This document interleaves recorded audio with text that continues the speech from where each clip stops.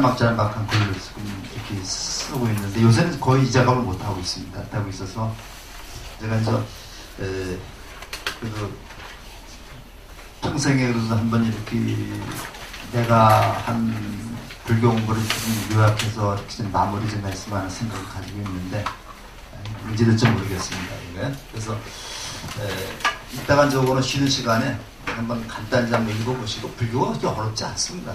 우리 생활 속에 우리가 어떤 생각을 가지고 사람을 대하느냐 이런 게 문제가 되는 거죠. 이제 그런 걸 중심으로 해서 오늘은 그 신행생활을 어떻게 할 것인가 요 것에 대해서 같이 생각해 보도록 하겠습니다.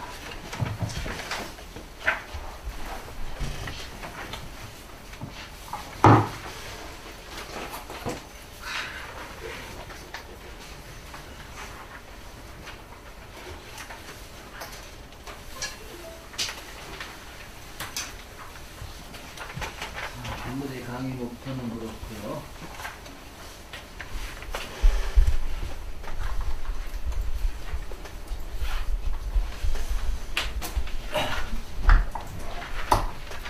자, 여기 보시면 사람들이 왜 불교를 찾는가 그것에 대해서 우리가 좀 한번 생각을 해보자는 얘기입니다. 그래서 왜 불교를 수행의 종교, 깨달음의 종교라고 하는가? 수행이라고 하는 것이 뭐고 깨달음이라는 게 뭔가? 그래서 불교는 수행을 통해서 스스로 깨닫는 길을 제시한다. 불교는 무조건적인 믿음을 통한 구원을 강조하지 않는다. 다 아시는 얘기죠? 믿음과 가피에 의지하더라도 마침내 스스로 지혜를 밝혀 깨달음의 길을 한다. 우리가 보통 그 타력과 자력이라고 하는 말을 쓰는데요. 이제 우리가 남의 힘을 빌어서 이제 그 깨달음에 이르는 거를 우리가 이제 요거 타력이라고 그러죠. 타력이라고 그러고 그 다음에 이제 자기 스스로의 힘으로다가 이제 깨달음을 얻는 경우를 이제 우리가 자력이라고 합니다. 근데 우리가 이제 불교를 뭐 자력 종교다. 그 다음에 그 기독교를 뭐 타력이라고 그러는데 그렇게 얘기를 하는데요. 우리가 살다 보면요. 100% 자력이라는 것도 있을 수가 없고 100% 타력이라는 게 있을 수가 없죠. 우리가 이제 그래서 우리 불교에서도 이제 아미타불을 염송한다든가 그 다음에 부처님을 예배하고 믿는다든가 타력적인 요소가 있는 겁니다. 이 타력적인 요소를 어떻게 이것이 자력적인 요소로 이끌어가느냐 이게 바로 수행이죠. 이게 수행인데 이걸 갖다가 100% 자력이 있다 하면 전혀 나올 필요가 없습니다. 그렇죠? 그래서 우리가 처음에는 그 타력에 의해서 부처님에 대한 믿음을 갖고 신행생활을 하고 그 다음에 여기서 이것이 수행이고 이 수행의 결과를 얻는 것이 깨달음이다라고 할 수 있어요.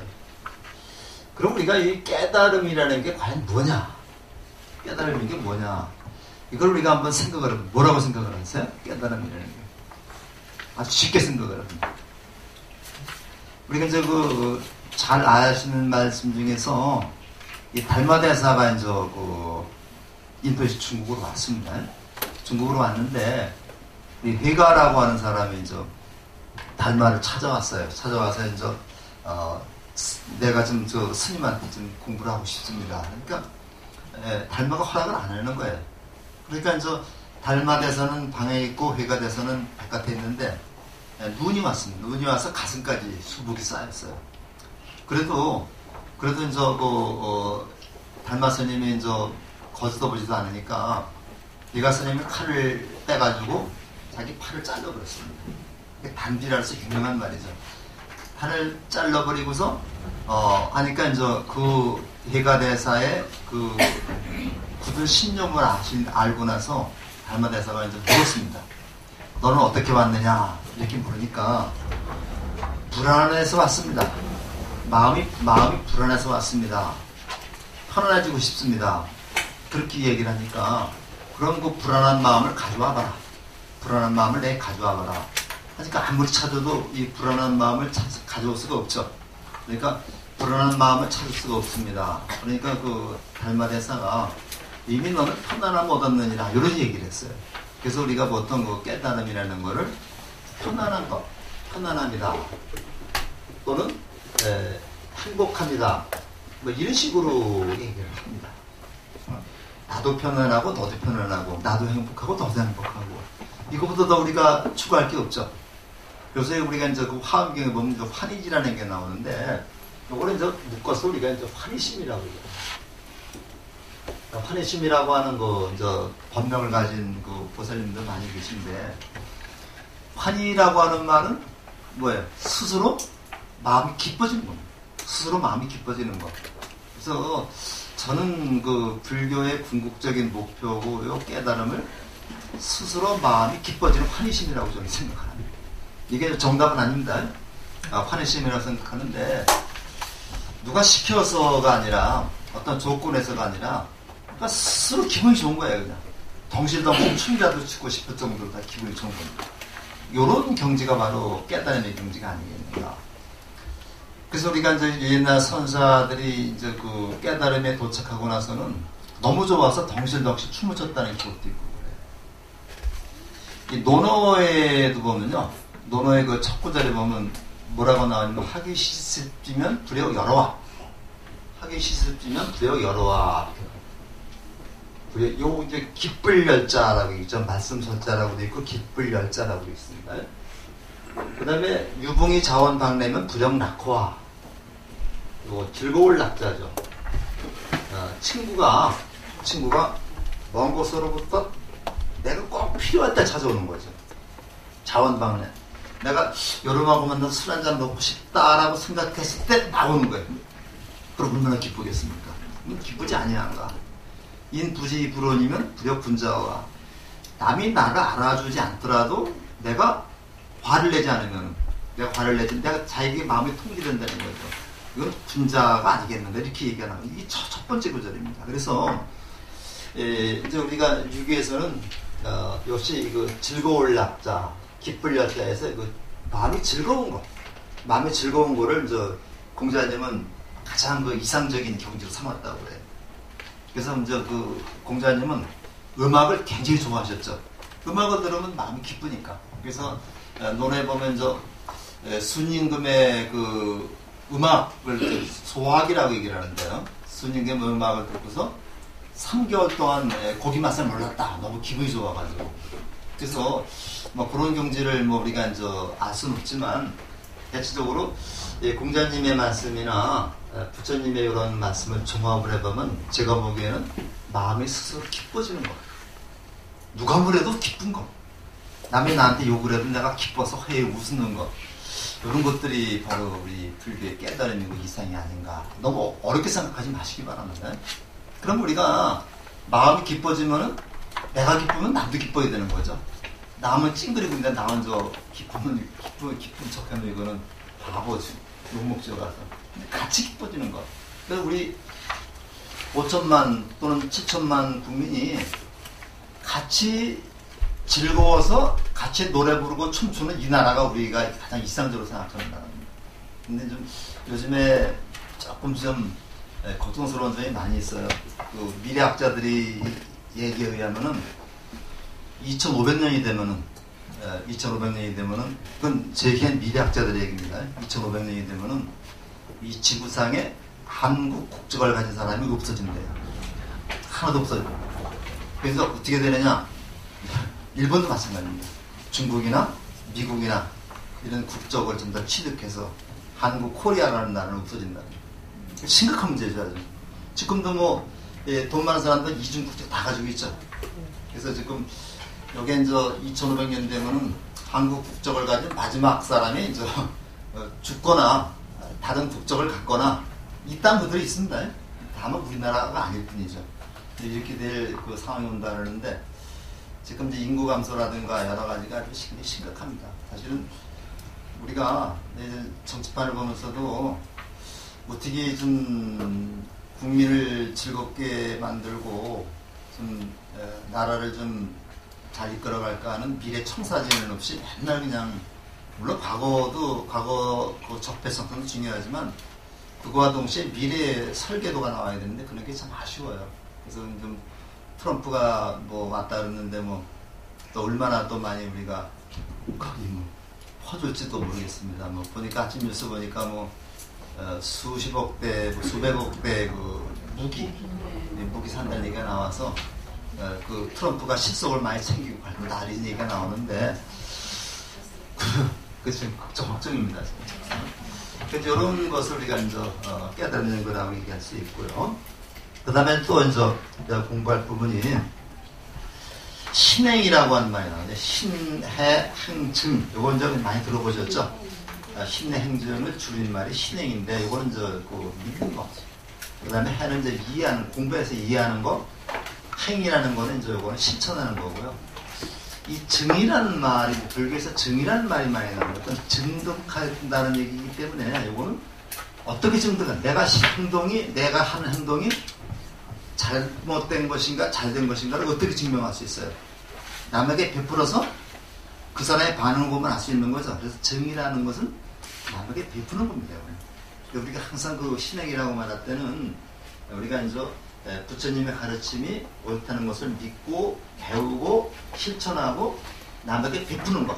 그래서 모두가 다 같이 잘 사는 사회가 되는 그런 것이 바로 불교의 이상의 목표가 되는 거죠. 뭐 이런 것들이 이제 있고 수행, 법회, 봉사활동, 전법. 이 봉사활동이라든가 전법 활동이라는 데 대해서 불교가 굉장히 좀 열악합니다. 그 다른 종교, 이웃 종교에서는 굉장히 적극적으로, 공격적으로 지금 이걸 하고 있는데 이게 좀 열악해요. 원불교라고 아시죠? 원불교가 이제 불교하고 교리가 똑같습니다. 거기 가면서 저는 그 익산에 가면서 원불교 그 총본부가 있고, 그 다음에 영광에 가면 또 그 소태산 박준빈 원래 스님이었죠. 그분이 이제 깨달았던 이제 산도 있고, 거기 이제 영광에 이제 익산이 원불교 성지가 되는데, 거긴 쉽게 얘기하면 생활불교입니다. 어렵지 않아요. 생활불교고 이거를 몸소 실천하는 불교이기 때문에 거기 그 원불교 쪽으로 가면 이 실천하는 데는 아주 굉장히 앞장서 있습니다. 그 삼성그룹의 홍라이 여사라고 아시죠? 그 홍라이 여사 이제 어머니가 이제 친정어머니가 이제 독실한 그 원불교 신자였고, 그래서 이제 홍라이 여사도 원불교에 굉장히 지원을 많이 해주고 우리 불교에도 많이 지원해주고 있습니다. 그렇게 되는데, 이런 원불교가 지금 이제 원광대학교도 운영하면서 지금 세계 여러 나라의 폴교당이 굉장히 많습니다. 그래서 굉장히 그 공격적으로 지금 활발하게 하고 있는데, 오히려 우리가 원불교에서 좀 많이 배울 게 있지 않나 이런 생각이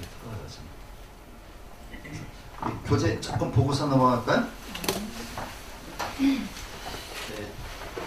좋은 말씀들이 굉장히 많은데 시간 관계상 다 읽어보진 못하고요. 142쪽을 좀 보시면요. 둘째 달러부터 한번 같이 읽어보면서 보겠습니다. 142쪽입니다. 불교에서 말하는 신행은 개인의 삶에 국한되지 않는다. 우리가 번뇌와 갈등으로 힘들어하는 가장 큰 이유는 어리석음과 나에 대한 집착 때문이다. 이런 어리석음과 집착으로 인해 온갖 고통이 일어난다. 그래서 수행을 통해 나를 중심으로 생각하는 편견과 억측과 아집을 내려놓는다. 불교에서 보시를 강조하는 것도 그런 이유에서다. 보시는 자신이 가진 것을 다른 이와 나누는 행위로 보시를 통해 내 것이라는 생각을 내려놓으면서 결국 나라는 생각을 놓게 하는 수행이다. 나라는 생각, 내 것이라는 생각이 강하게 자리 잡고 있다면 보시와 나눔은 불가능하다. 불교 수행은 곧 나를 내려놓는 연습이다. 나라는 생각을 내려놓을 때 세상을 있는 그대로 보게 된다. 나라는 집착을 내려놓을 때 마음이 쉬게 되고 여유로워지며 세상을 넓게 보면서 함께 사는 아름다움을 느낄 수 있게 된다. 그러면 지혜가 솟아나고 한없는 자비심이 펼쳐진다. 기도를 하거나 수행을 할 때 외에는 번문에도 시작할 때는 나 자신이나 주위의 사람을 위해 기도를 했을지도 모르지만 그 끝은 다 같이 극락정토에 태어나고 다 같이 불도를 이루기를 원합니다라고 하는 것이 그 때문이다. 우주에 충만하신 부처님과 부처님의 각기력과 나 자신이 본래 부처라는 가르침을 믿고 부처님께서 제시한 길을 가면 마음이 평안하고 행복한 삶이 이어질 것이며 끝내 깨달은 삶을 따라갈 수 있을 것이라는 신념을 가지고 수행하는 사람이 바로 진정한 신행생활이다. 그게 신행생활 잘 얘기를 했는데 뭐라고 그랬어요? 요지가 집착하지 말라는 얘기죠. 우리 이제 금강경이 이제 조계종의 소유경전인데 저는 개인적으로 금강경을 굉장히 좋아합니다. 좋아해서 이제 수보리가 두 번째 수보리가 이제 부처님한테 묻죠. 응원하죠. 운항복기심에서 내가 어떻게 처신해야 하면, 어떻게 살아야 하면, 어떻게 내 마음을 다스려야 합니까? 이 두 가지 물어요. 내가 세상 사람들 사는데 어떻게 처신하며, 어떻게 내 마음을 다스려야 됩니까? 이거를 유교에서는 극기라고 해요. 그래서 극기복례라고 하는 말을 씁니다. 그래서 제가 이제 논어하고 이렇게 불교 경전하고 이렇게 좀 연관시켜 보면은 공자님 말씀이나 부처님 말씀이나 공통되는 부분이 굉장히 많더라고요. 약간 다른 것도 많이 있지만요. 그래서 결과적으로 내가 나를 어떻게 다스리느냐 굉장히 중요한 건데 요거에 대해서 부처님이 쫙 말씀한 게 이제 말씀한 내용이 이제 금강경의 내용이거든요. 근데 거기 가면 이제 무슨 얘기가 나와요. 이제 한번 나중에 읽어보시면 알겠지만은 보시를 하되 내가 보시했다는 상을 갖지 말아라. 지금 무주상 보시라고. 이 무주상 보시를 강조하는 거거든요. 그러니까 이제 한자로 쓰면은 요거는 이제 무주상 보시.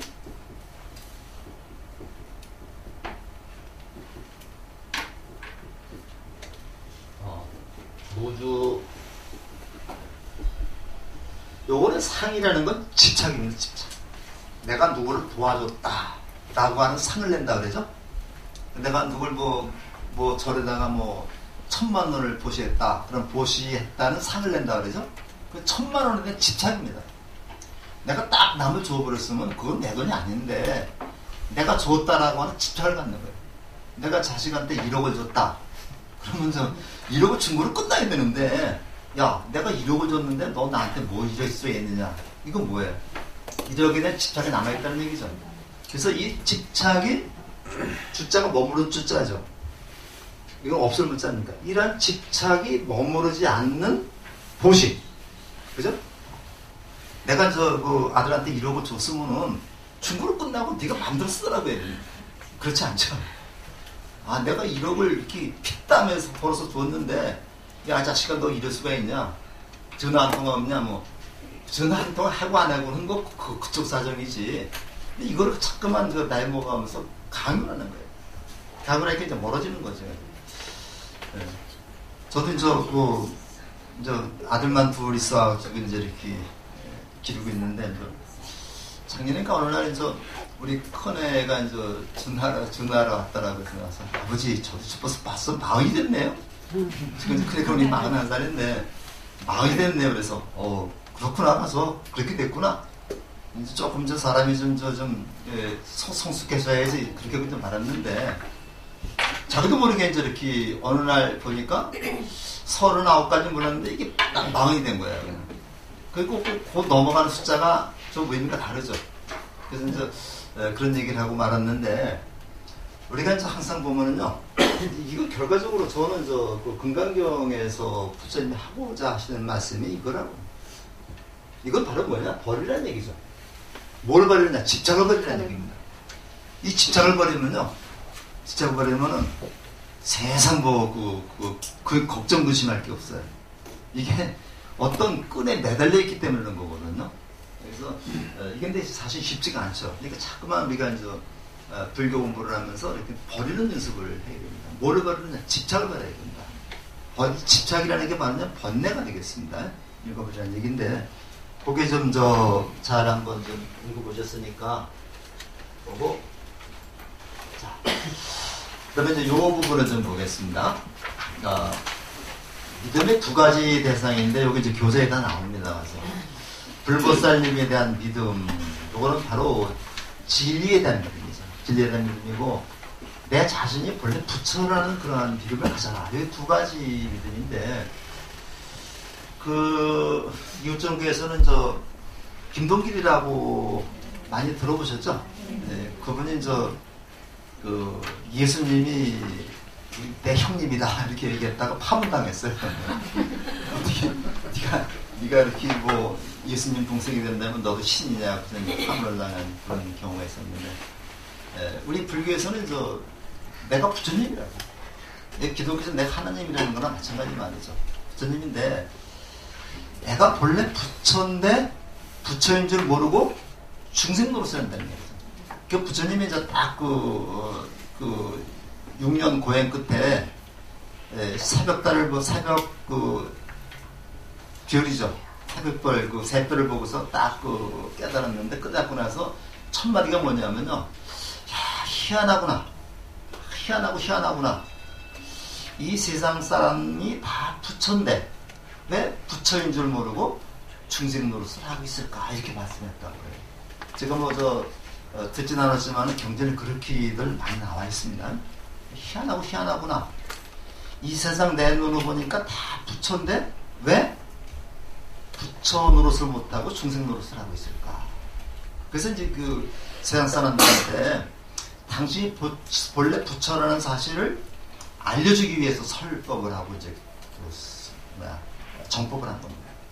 우리가 거울을 보면요, 거울을 보면서 깨끗한 거울을 보면은 내 모습이 있는 그대로 나타나죠. 근데 그게 지저분한 거울을 보면은 내 모습이 나타나요, 안 나타나요? 내 모습, 실제의 모습이 안 나타나죠. 그러면 내 모습이 잘못된 겁니까? 거울이 잘못된 겁니까? 거울이 잘못된 거죠.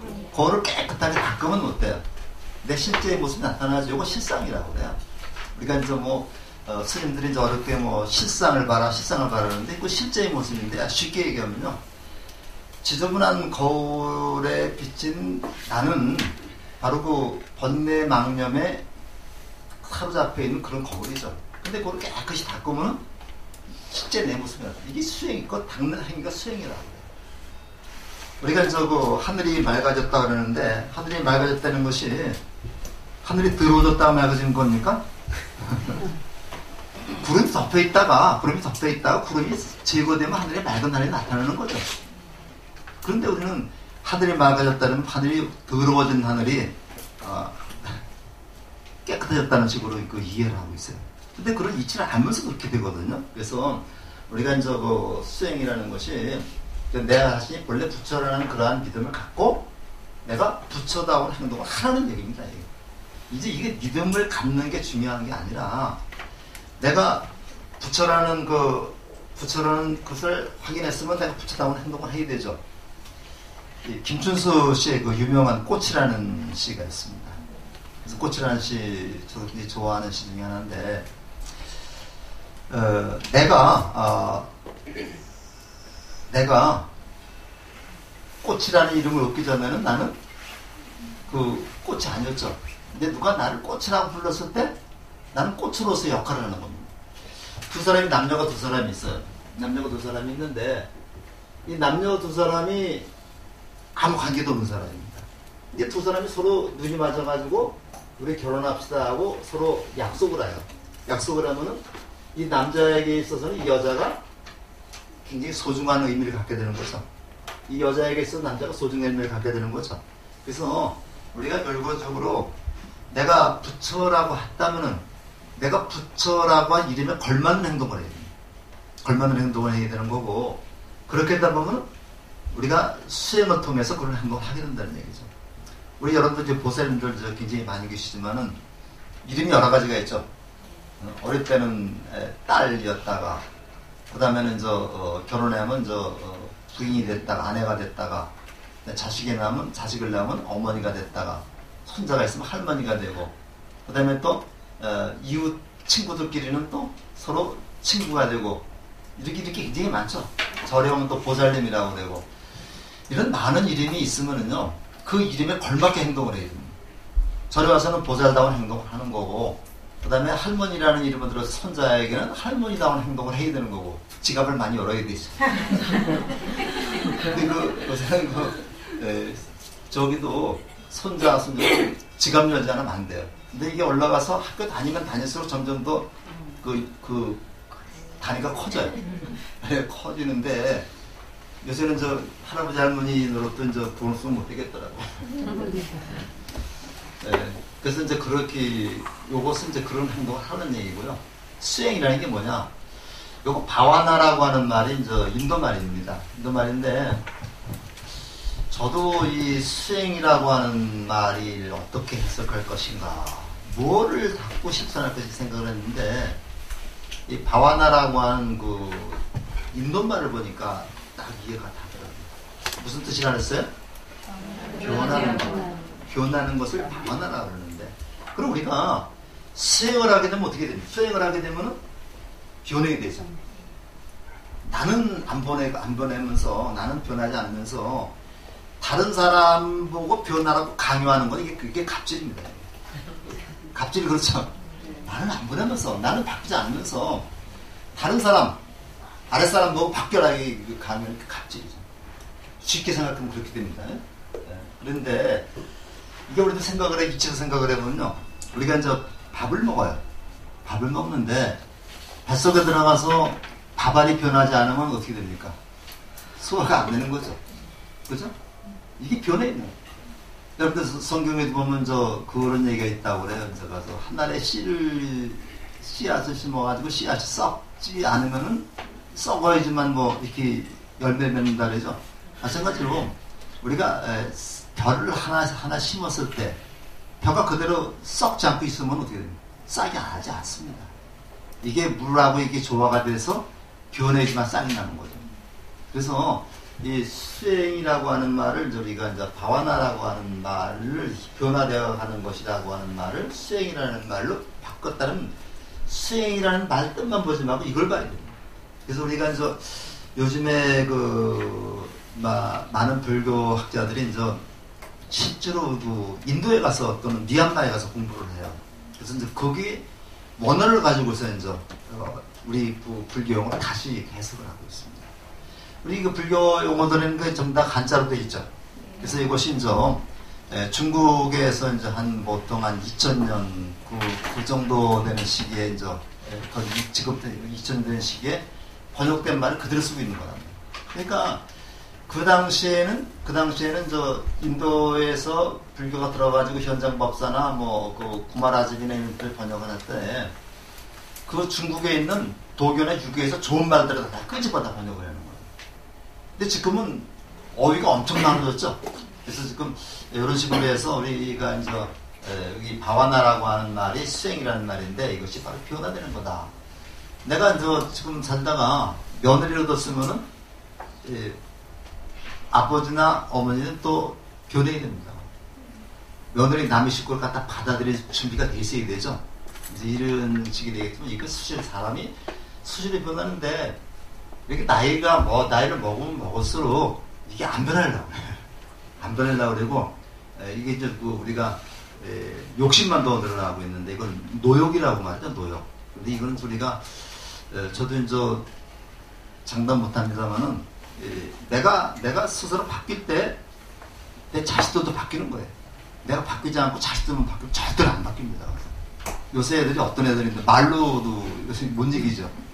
그래서 우리가 이제 이런 적이 있는데 저도 친구들 보면 이제 어떤 친구들은 자식이 내가 암만 얘기해도 말을 안 들어 쳐먹어서 그런 얘기 많이 합니다. 그래서 그럼 너부터 바뀌어봐라. 그래서 저는 그래도 지금까지 우리 애들한테 강요하거나 내가 갑질하거나 그러진 않습니다. 그래서 이제 같이 얘기를 좀 들어주면은 그래도 이제 이놈들이 아버지하고 말이 통한다고 해서 굉장히 좋아하면서 이제 얘기가 대화가 되더라고. 이제 그런 거를 좀 많이 좀 해보셔야 되지 않겠나 생각이 됩니다. 그 다음에요. 수행의 효과. 그러면서 편견과 억측, 아집을 내려놓게 된다. 이제 편견과 억측, 아집. 요거를 내려놓음으로써 이게 바로 뭐냐면 나를 죽이는 겁니다. 나라고 하는 가상을 죽이는, 우리 이제 공부를 하면 이제 유식이라는 게 있습니다. 유식하게 있으면 전어식에다가 말라식에다가 이제 아래아식이 나오는데, 이 말라식이라고 하는 요 놈이 항상 걱정이에요. 이 말라식이라는 게 뭐냐면 나를 중심으로 다 생각을 하는 겁니다. 그래서 아상, 아집 이렇게 해서 나를 중심으로 해서 다 세상 만사를 생각하는데 요거를 어떻게 싹을 죽이는 거 이게 바로 수행입니다. 그러니까 저게 쭉 얘기하는 사람들 보면은 몇 사람 친구들 얘기하면은 못나는 거 없죠. 다 자기가 잘났죠. 이제 남자들 얘기하면 저 군대 얘기 나오면 저 끝이 없는데 군대 얘기 나오면 가서 매 맞은 놈 하나도 없어요. 전부 다 때리고서 나아니면 군대가 안 돌아가서 얘기하는데 절대 그렇지 않습니다. 그래서 우리 쫄봉 때는 매도 맞고 이제 병장 때 되면 조금은 좀 더 때릴지 모르지만은 근데 뭐 군대 얘기하는 사람 치고 들어보면은 정단 1등병, 2등병 들어가서부터 나는 안 맞았고 나는 예래 그 중요한 역할을 했고 내가 없으면 육신 군대가 분단될 것같네. 근데 이제 그렇지 않습니다. 그 다음에 이제 나를 내려놓아라. 마음의식을 일상을 있는 그대로 보다. 그러니까 여기에 마음을 내려놓으면 있는 그대로 봅니다. 꽃이라고 하는 것을 우리가 호박꽃하고 장미꽃을 봤을 때 장미꽃은 이쁘다라고 하는 선입견이 있어요. 이게 편견입니다. 선입견을 가지고 보니까 이쁜 거죠. 근데 호박꽃은 보기 싫다는, 이쁘지 않다는 그러한 편견을 가지고 있기 때문에 이쁘지 않다고 그러는 겁니다. 근데 그 편견이 없이 보면요, 호박꽃이나 장미꽃이나 똑같습니다. 그 세상 만사가요, 호박꽃, 장미꽃, 이쁜 꽃하고 그 다음에 변두리꽃이 같이 있어야 조화가 이루어지는 거죠. 이 세상에 전부 장미만 있어봐요. 되게 재미없습니다.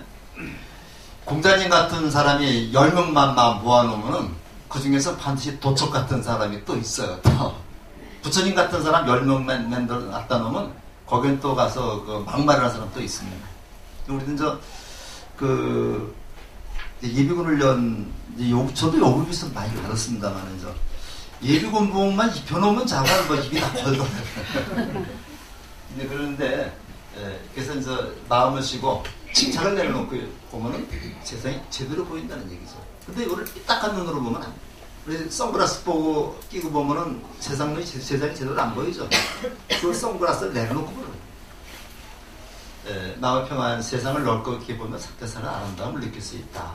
지혜가 솟아나고 잡심이 펼쳐진다. 건강과 치유 효과도 있다 그래서 이것이 바로 수행의 효과다 그래서 치유의 효과라 해서 요새 뭐 힐링 얘기를 많이 해가지고 명상이라든가 108배를 운동 삼아서 하는 분들도 많이 있는데 이 108배 요거 하실 때는요 이 숨을 잘 고르면서 해야 됩니다. 그래서 잘못하면은 이 숨쉬기하고 이렇게 돼가지고 항상 한숨이라서 일어날 때 숨을 들이쉬고 내려올 때 숨을 내쉬고 일어날 때 항상 그 숨하고 잘 조절을 해야 됩니다. 이거 잘못하면요 오히려 역효과가 날 수 있어요. 그 다음에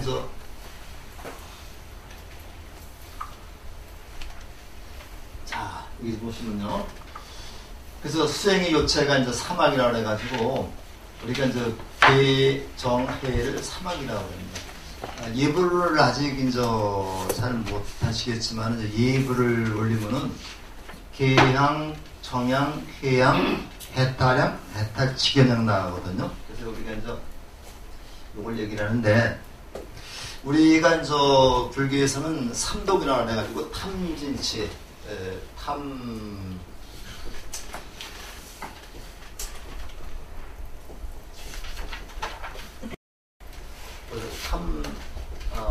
진치를 우리가 사막이라고 해요. 삼독. 독이죠, 독. 세 가지 독을 우리가 탐진치라고 얘기를 합니다. 탐이라는 거는 욕심, 탐욕이에요, 탐욕. 사람이 적당한 욕심이 있어야 되는데 스스로 만족하지 않고 과다하게 욕심을 부리는 거 탐욕이라고 해요.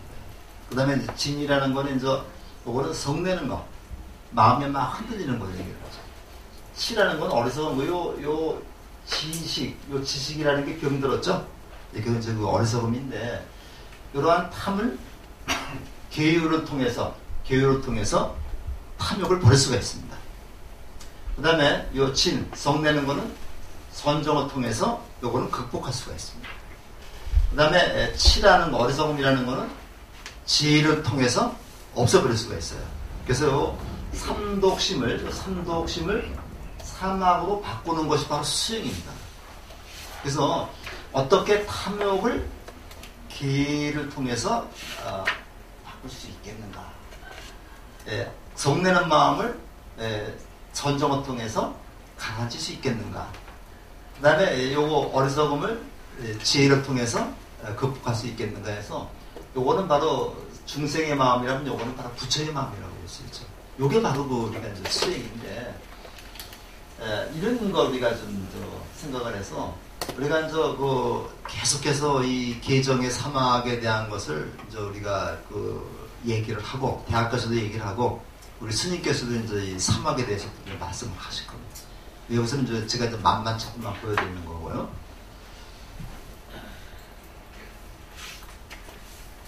자, 그래서 대승장엄론 경론이라는 책에서 덕이 증가되는 이유는 계정의 사막을 모두 갖추어 결여되거나 없어지지 않기 때문에 계정의 사막을 모두 갖춘다면 덕이가 공덕을 쌓게 된다는 얘기죠. 그래서 사막과 삼독과의 관계 나오는데 아주 굉장히 재미나게 적어놨어요. 여기 교재에 다 있습니다. 탐욕, 분노, 어리석음 요거를 이제 아집의 뿌리박이 이기주의적인 집착이다. 요 아집이는 이 집착이야. 나라는 생각. 내가 잘났다. 내가 남보다 낫다라고 하는 생각. 여기에서 모든 비극이 다 일어나는 겁니다. 그 다음에 이제 근데 계율로 탐욕을 다스리고 선정으로 성냄을 다스리며 지혜로 어리석음을 다스린다. 이렇게 해가지고 보통 이제 그 비유로 얘기한 건데요. 계약은 번뇌라고 하는 도둑을 잡는 거. 잡는 거 얘기하고. 정학이라는 건 도둑이라는 번뇌라는 도둑을 묶는 거. 그 다음에 해악은 번뇌라는 도둑을 죽이는 거. 우리가 지혜보살이 누구라 그랬어요? 지혜보살이 문수보살이라 그랬죠. 문수보살이 보통 칼을 가지고 있습니다. 칼을 가지고 있는데 그 보살이 칼 가지고 있는 게 좀 이상하죠. 근데 그 문수보살이 가지고 있는 칼은 번뇌를 죽이는 칼입니다. 번뇌를 죽이는 칼인데 요걸 이제 강도가 가지고 있으면 어떻게 됩니까? 사람을 죽이는 칼이 되어버리죠. 그래서 우리가 똑같은 그 도구라도 사람이 어떻게 사용하냐에 따라서 달라져요. 우리가 저기서 일수사견이라는 말이 있습니다. 그 불교에 일수사견이 같은 물이라 하더라도 사람이 보면은 생명수로 볼 수 있는 것이고 아기가 보면은 뭐 음식으로 볼 수 있는 거고 그다음에 누가 보면 어떻고 그래서 똑같은 물 하나라도 보는 관점에 따라 달라질 수 있다. 이런 걸 이제 일수사견이라고 그러는데 바로 이제 그런 관점에서 우리가 이제 문수보살이 이제 칼을 가지고 번뇌라는 도둑을 죽이는데 바로 이거 비유가 굉장히 좋은 비유입니다. 그래서 계약은 번뇌라는 도둑을 잡는 거, 이건 묶어버리는 거, 요동치지 못하게. 그러니까 묶어버리니까 어떻게 됩니까? 번뇌가 여기 가라앉는 거죠. 그 다음에 이제 그걸 죽이는 게 이제 바로 이제 해악이 되겠습니다. 죽인다는 얘기가 나오니까 좀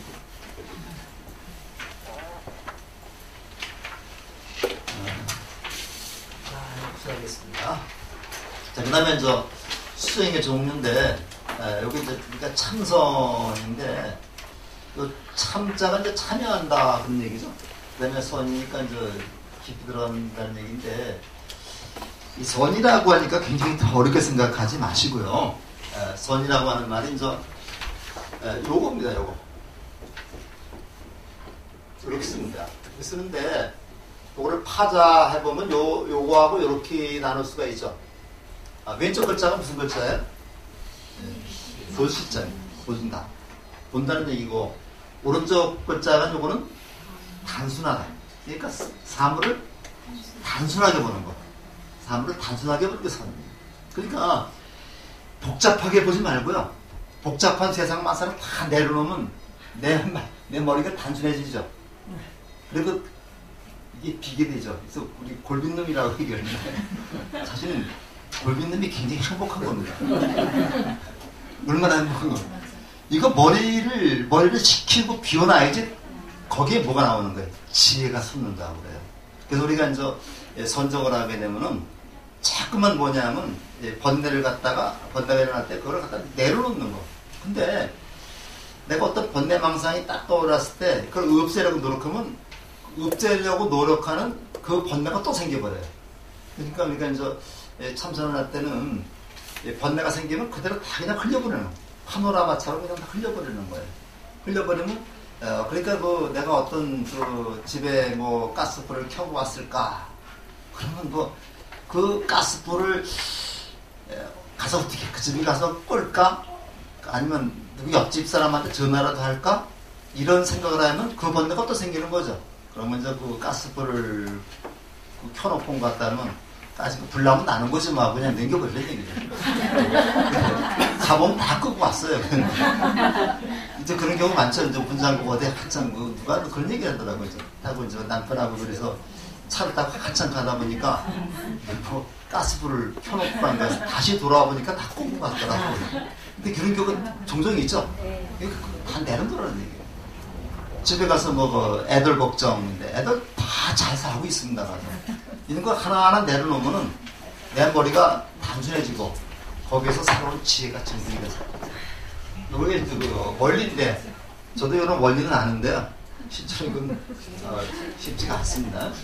그래서 그 선에 드는 거 우리나라에서는 보통 좌선을 많이 참선이라는데 꼭 그 앉아서 하는 것뿐만 아니라 걸어다니면서도 할 수 있고 행선이라고 해요. 걸어다니면서 할 수도 있고 그 다음에 책상 위에서 그 일하다가 잠깐 앉아서 한번 그 생각해 볼 수도 있고 그래서 이거는 뭐 꼭 앉아서 하는 것만 선이 아닙니다.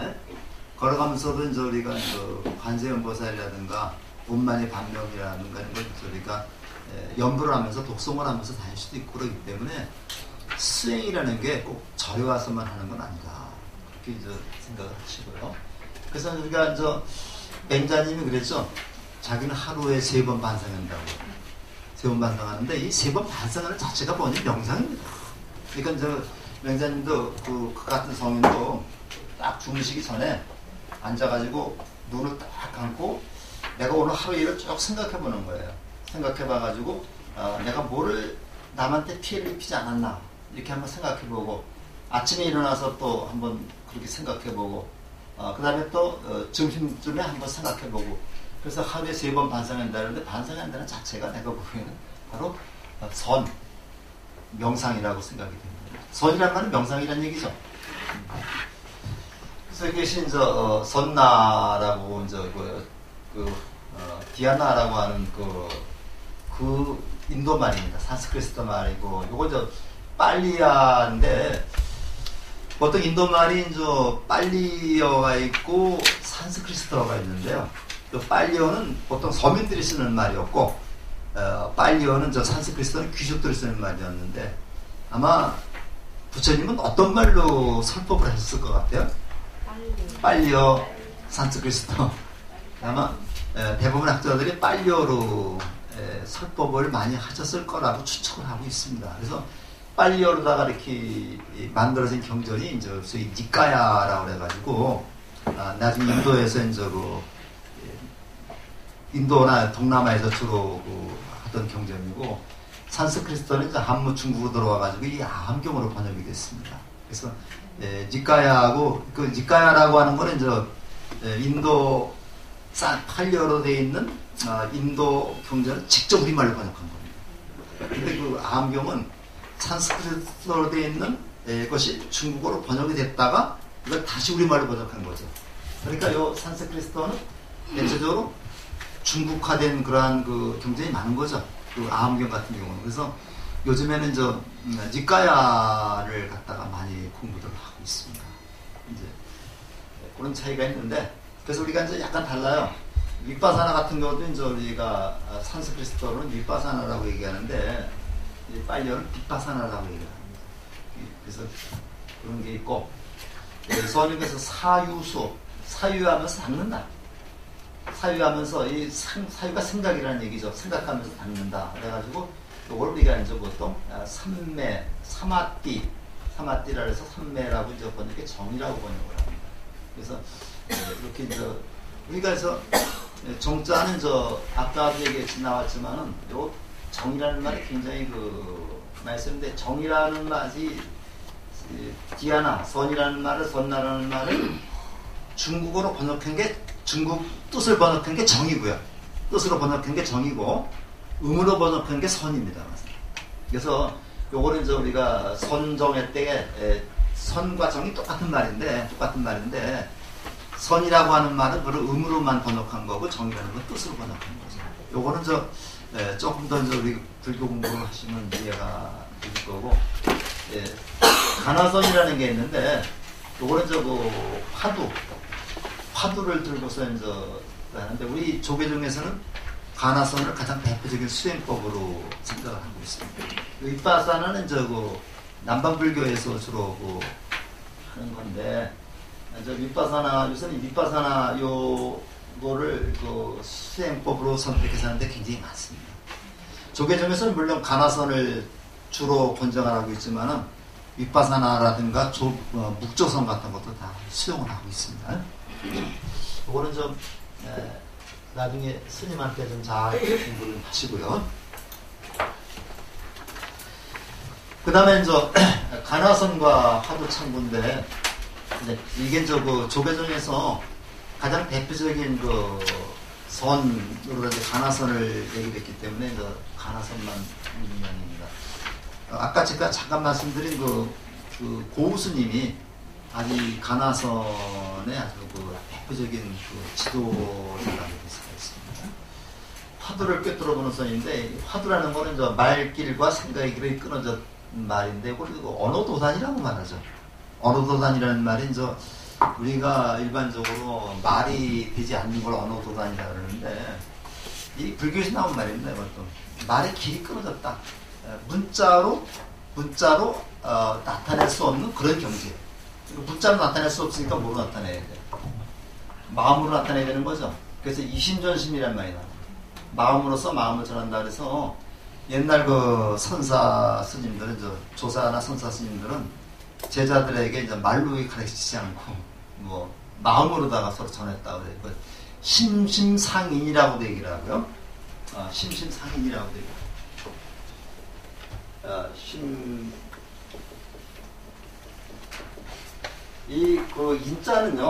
인자는 요거는 항상 인감도장을 얘기를 합니다. 그래서 스승과 제자 사이에 마음과 마음으로 서로 도장을 찍었다. 서로 인감도장을 찍었으니까 어떻다는 얘기죠. 서로 마음이 통했다는 얘기죠. 그래서 우리 선어록 같은 걸 보면요.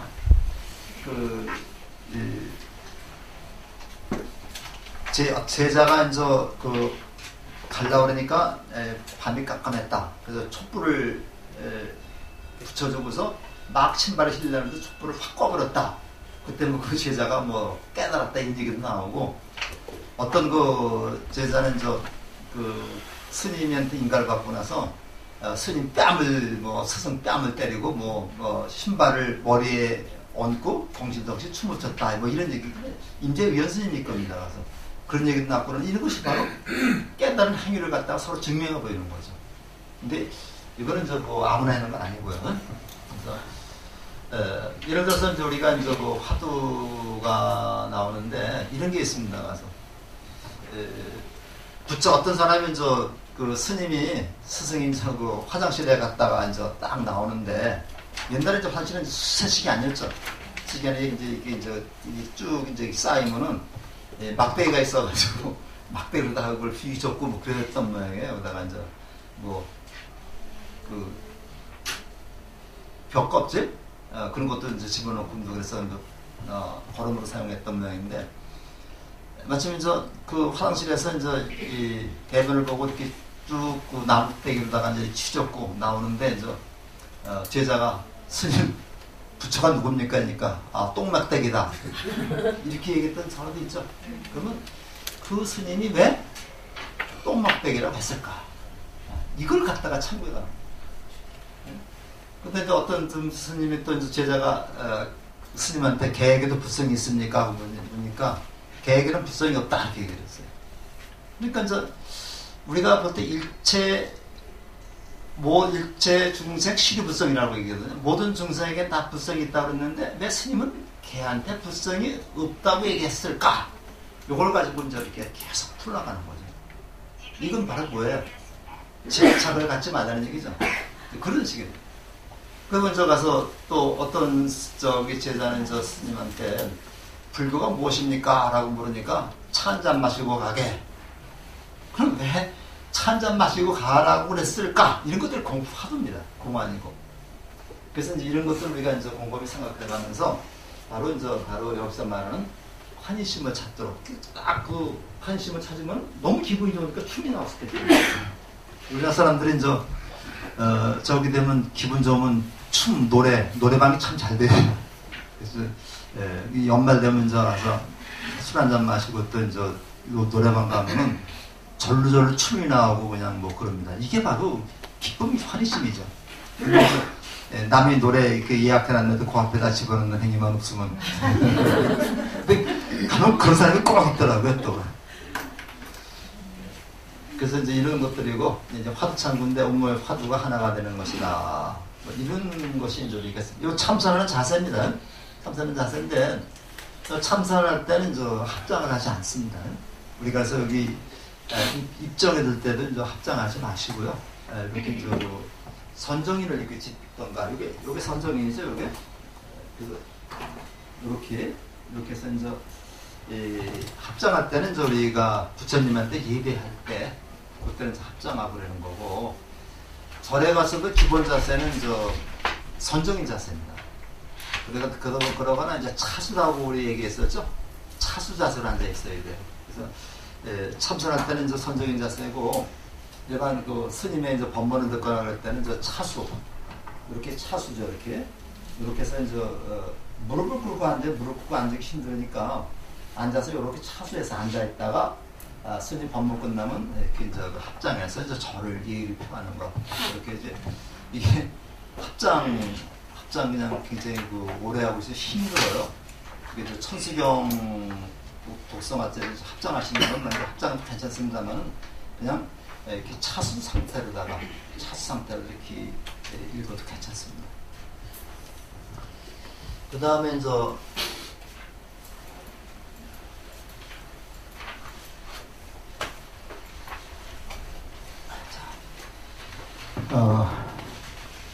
밑바사나와 이제 사마타 요거까지만 하고서 조금 쉬었다 진행하겠습니다. 요거 이제 밑바사나인데 요 V자를 이제 요거를 그 산스크리트어에서는 밑자로 많이 읽습니다. 요거 밑자로 읽는데 빨리어에서 이걸 뒷자로 기호로 읽습니다. 그래서 요거를 이제 윗바사나라고 쓰기도 하고 빗바사나라고 쓰기도 합니다. 같은 말인데 이렇게 우리가 이제 그 불교 공부를 하다 보면 같은 용어가 팔리어냐 그 산스크리트냐에 따라서 달라지는 경우가 있는데, 이것도 이제 요즘에 이제 그 공부하는 그 젊은 그 불교 학자들에서만 이게 나오지, 그 스님들은 그냥 그렇게 윗바사나는 거 신경 쓰지 않습니다. 그래서 윗바사나는 이제 꿰뚫어 본다, 통찰한다. 이 통찰이라는 말도 이제 우리 한자로 요걸 씁니다. 요거 통자인 것이 있는데 꿰뚫어 보는 거. 꿰뚫어 보는 걸 통이라고 해요. 통찰한다. 그래서 보통 요거를 관이라고 얘기해요. 관. 요 관이라는 게 뭐예요? 보는 거죠. 보는 건데 뭘 보는 거예요? 실상을 보는 거. 겉모습 보는 게 실상을 보는 거. 그러니까 우리가 관상이라고 쓰는데, 관상이라는데, 관상 보는 사람이 얼굴 모습 보고 이쁘다, 보기 싫다 얘기하는 거 아니죠? 그 얼굴 속에 담겨있는 운명을 보는 게 관상이죠. 근데 이거 맞는다고 봐요? 맞는다고 봐요? 지나온 거 다 맞죠? 그 얼굴 보고 딱 반쪽이 관상 보러 가는 사람 수수수 다 얘기를 해요. 왜 왔는가? 수수 다 얘기를 하면 때려준다 그래서 남편 문제 아니면 이성 문제 아니면 돈 문제 아니면 직장 문제 뻔하잖아요. 그래서 그렇게 해서 이제 꼬투리 잡아갖고 얘기하면 저도 할 수 있습니다. 근데 미래 얘기는 어때요? 물론 조심하라는 건 다 맞아요. 맞는데 미래에 어떻게 된다 이건 다 맞지 않습니다. 네, 이게 이제 관법이고, 그 다음에 사마타는 요것이 우리는 삼매라고 번역을 하죠. 우리만 한자는 삼매라고 번역을 했는데, 마음을 집중해서 삼매에 들어, 번뇌와망상 그치는, 그래서 요거 합해서 지관이라고, 지관. 그래서 사마타와 윗바사나의 관계가 요것이 지라면은 요거는 관인데, 요게 이제 지가 뭐냐면요, 멈추는 거. 생각을 쫙 멈추고 고요한 상태에 들어가게 되면은 뭐가 생긴다 그랬어요? 지혜가 생긴다 그랬죠. 새로운 실상을 보는 게 지혜입니다. 그죠? 그래서 이게 이제 지와 관이 되는데 요것은 선정이라고 그래요. 이거 지혜라고 그래요. 그래서 우리가 아마 다음 시간에 그 단어 보면 육바람일이라는 게 나와요. 육바람일이 나오는데 대승불교의 수행법이 육바람일인데 보통 우리가 보시, 지계, 인욕, 정진, 선정, 지혜를 얘기하거든요. 그래서 보시가 제일 처음입니다. 보시, 지계, 인욕,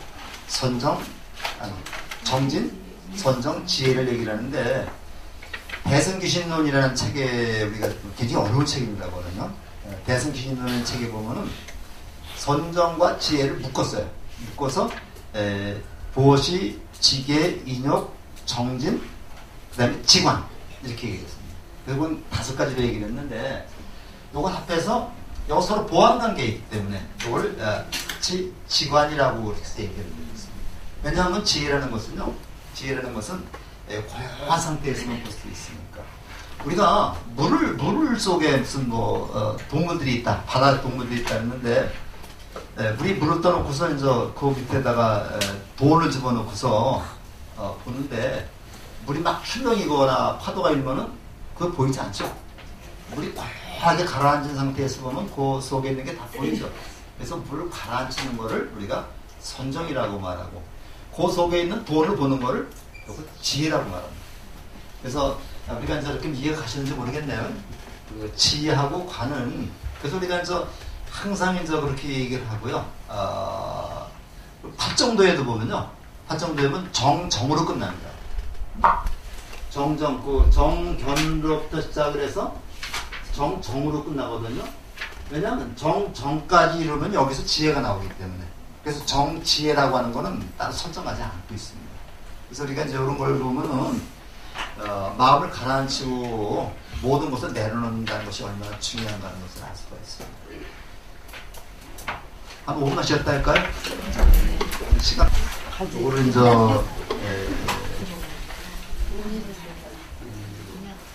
가족으로다가 우리가 보게 되면 음식에도 남이 먹는 게 아니라 내 가족이 먹는 음식이 되죠. 이것이 벌써부터 커지는 일인데, 요게 참 잘못됐어요. 제가 저는 생존층 지난 토요일날, 일요일날 인천에서 어디 갔으면 버스 타고 이렇게 가는 게 있더라고요. 형이 1박 2일로다가. 그래서 우리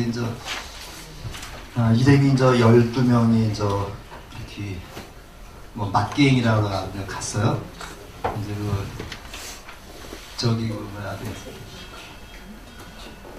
문학경기장에서 타가지고 고창 영광 들렸다가 그 다음에 또 고창에서 하룻밤을 자고 그 다음에 또 그 다음날 담양의 중록원에 갔다가 화순이들 강천산이라고 갈 계획이 돼 있었습니다. 그래서 중록원까지는 잘 갔고 그래서 밥을 맛있게 먹었어요. 떡갈비를 해가지고. 그리고 강천산을 간다고 거기가 좋다 그러더라고요. 좋다 그래서 저도 못 가봤길래 거기가 거기가 키포인트였는데 5km 좀 남겨놓고 차가 굉장히 밀리니까 가이드가 그때 1시 반인데 차가 밀리니까 그냥 가는 게 어떻겠느냐고 인천으로 가는 게 어떻겠느냐고 그래서 이제 목소리 큰 사람들이 또 그냥 갑시다. 내축을 내야 되니까 해서 내가 딱 그랬어요. 우리 계획대로 합시다. 계획대로 합시다. 이건 거기까지 계획대로 합시다. 그래서 한 10분 정도 더 갔는데 또 얘기가 나오는 거예요. 또 얘기가 나오면서 거기 있던 그 목소리 큰 사람들 앞에 여자가 타가지고서 우리 빨리 가서 또 안전해 가야지 했더니 그 가이드가 지금 가서 우리 일찍 가서 좀 안전하게 하는 게 좋지 않느냐. 거기 할 말이 없잖아요. 그런데 그 신문서를 했어. 이건 아니다. 고객과의 약속은 지켜야 된다. 내가 이렇게 그냥 가면 내가 분명 올리겠다. 그렇게 했는데 그냥 왔어요. 왔는데 그냥 밀리는 길로 돌아서 오더라고. 여기 너무 일찍 도착이 만드는 것 같아. 그래서 논산, 천안 논산 고속도로 들어갔으면 어떻게 와야 됩니까? 가서 저기 타야죠. 전용도로 타고 와야 되죠. 근데 이것도 저도 당진 쪽으로 빼더라고. 그 여기 7시 반쯤 도착했는데 아마 내가 뭐 6시간 도착할 것 같은데 너무 일찍 왔다 그렇게 맞는 거예요. 그래서 제가 이제 하도 답답해서 어제 그 홈페이지에 들어가서 글을 올렸어요. 내가 욕 안 했습니다. 욕 안 하고 계획대로 하고 고객과의 약속인데 약속은 지켜야 되지 않느냐. 그래서 어저께 오늘 올려온다더니 점심 먹고 보니까 6명이 봤더라고요. 딴 때만 한 130분 보는데 저녁에 보니까 그걸 폐쇄시켜버렸어요. 그래서 야 이러니까 안 되는 거예요. 그래서 나중에 이제 올리면 내가 또 올리려고 그래요. 그래서 잘못된 것은 고치고 잘못 지적해서 부끄러워져라 이러거든요. 나는 그렇습니다. 솔직히 가서 거의 가두고만 안 가두고만인데 이런 사회 부재는 고쳐야 된다는 얘기예요. 그래서 했더니 그거 커뮤니티라고 해서 그 여행 후기라고 한 쓰는 데가 있어서 거기 내가 조금 길게 썼어요. 그래서 핵심은 그겁니다. 고객과의 약속을 지키지 않는 기업은 오래가지 못한다. 그게 내 논리거든요. 그래서 제목을 여행 잘 다녀왔습니다. 그러나 이렇게 제목을 붙였어요. 이걸 폐쇄시켜버려가지고 좀 마음이 좀 조금 씁쓸합니다. 그래서 그걸 보고서 이제 제가 어저께 내가 쓴 글 중에서 찾은 게 바로 이 글을 찾았어요. 이걸 찾고서 고 스님의 이런 말씀이 이 시대를 살아가는 사람한테 도움이 될 수 있지 않나. 이게 바로 연기법입니다. 그 뒷부분만 좀 읽어볼까요? 그때서 네 번째 줄부터부터 제 생각입니다. 제가 쓴 겁니다. 어떻습니까? 똑같은 비빔국수를 같이 좀 읽어보시죠. 비빔국수를 만들어 파는 일에도 그 마음가짐에 따라 결과는 엄청 다를 수 있습니다. 손님을 돈으로만 계산하는 것은 자기 본위로 생각하는 것입니다. 자기 이익만 추구하고 손님을 배려하지 않는 행위입니다. 하지만 손님을 은인으로 생각하는 것은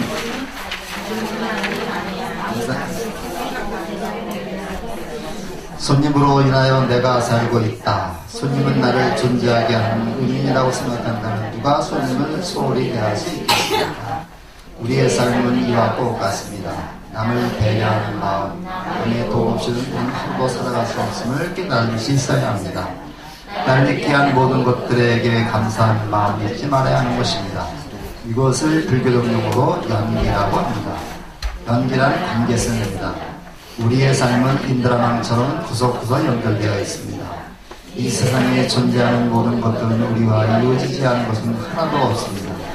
나로 말미암아 이 세상이 존재하듯이 이 세상의 모든 물상과 더불어 나의 존재 의미가 있는 것입니다. 봄에 씨 뿌리지 않으면 가을에 열매 맺을 수 없습니다. 농부가 땀 흘려 농사 짓지 않는다면 수확의 꿀을 맡길 수 있을까요? 내가 베푼 만큼 돌아옵니다. 한 채 여건 남도 없습니다. 나와 함께 있는 분은 고마운 분들이며 은인입니다. 나에게 가르침을 줄 스승이기도 합니다. 공자님은 세 사람이 같이 있으면 그는 반드시 나의 스승이 있다고 했습니다. 남의 하찮은 말 한마디도 내게 소중한 가르침입니다. 긍정적인 생각 하나가 엄청난 결과를 가져오는 경우를 이 일화에서 보고 느낄 수 있을 것입니다. 스님을 돈으로 보는 경우와 은인으로 보는 경우는 엄청나게 다른 결과를 가져옵니다. 연기법은 사변적이며 추상적인 가르침이 아닙니다. 어떻게 사는 것이 행복하게 사는 길이며 의미있게 사는 길인가를 내주는 부처님의 말씀이며 실천윤리입니다. 짜증나고 호톱지간 날씨지만 그 속에서 시원하게 즐겁고 사는 터득해야 합니다. 그것이 지혜롭게 사는 길이며 부처님의 가르침을 따라 사는 것이 아닌가를 생각해 봅니다. 이 한여름 즐거움 만끽하며 행복하시기를 바랍니다. 우리 모두 부처님의 가르침을 따르고 실천하도록 합시다. 좀 좋지는 않죠? 요거는 고스님의 그런 일화를 바탕으로 해서 제가 마무리하는데, 연기법은 끝났죠? 근데 연기법은 다른 게 아니라 나와 다른 사람과의 관계를 원만하게 유지할 수, 원만하게 하도록 이끌어가는 거예요. 연기법이고, 우리 스님께서도 그런 요지로다가 많이 법문을 하시고, 그러한 법문집을 모은 책이 우리 홀가분한 동행이라고 한, 요걸 지난번에 갔다 오면서도 많이 읽어봤죠? 읽어봤는데, 이게 이제 편집이 너무 많은 것을 전하려고 하다 보니까 너무 많은 책을 읽어줬어요. 그리고 요점이 없었죠. 그래서 요거를 요점만 간단히 하게 되면은 아마 제가 지금 말씀한 요것을 크게 벗어나지 않는다고 보는데, 아마 지금 어제 입동이 지나고 겨울이 서서오는데 조금 시간 되시면은 이런 우리 스님책도 한 번씩 좀 구입해서 한번 읽어보시면 아마 마음의 양식이 되지 않을까 생각이 듭니다. 혹시 책 좀 필요하신 분은 우리 공도선 과장님한테 말씀드리면 아마 조금 싸게 해주죠? 네, 10% 하면 됩니다. 그래서 그렇게 말씀드렸고요. 꼭 책 사보라는 얘기는 아닙니다. 저도 그래서 지금 요 정도로 해서 좀 간단한 우리 생활 속의 불교 쪽으로 해서 제가 원래 계획은 한 77순쯤 돼서 한번 낼까 했는데 그건 좀 어려운 것 같고, 지금 글은 지금 모아놓고 가고 있습니다. 꽤 많이 모아놓긴 했는데 어떤 출판사가 좀 안 올 것 같아요. 자, 연불 하겠습니다. 연불은 우리가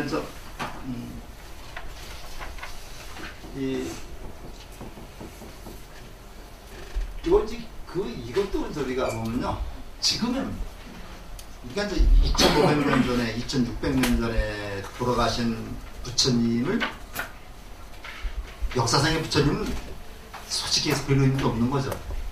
근데 우리가 부처님을 흠모하고 부처님의 가르침을 따르면 그 가르침이 지금 우리 삶에도 적용이 되기 때문에, 즉 우리 삶에 적용이 되지 않는 건 아무 의미가 없습니다.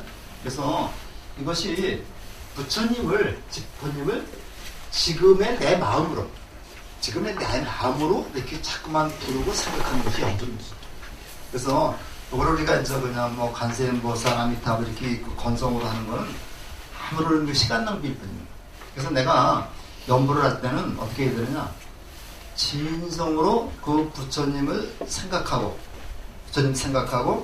그 명호를 입으로 얘기하면서 가슴으로는 그 사람의 가르침을 한번 되새겨보는 것, 그래서 실천하는 것, 이것이 연불의 기본입니다라고 볼 수 있어요. 그래서 우리가 여러 가지 수행 방법이 있지만은 가장 일반적인 연불 중에 방법 중에 하나가 연불인데, 부처님을 간증 서울로 떠올리는 수행이나 없었습니다만은 입으로는 부처님의 명호를 부르고 마음으로는 뜻을 새기고 그 다음에 손발로는 실천하겠다는 다짐을 하는 것, 이게 연불입니다. 근데 암만 마음으로 새겨도 실천하지 않는다면 소용없는 거죠.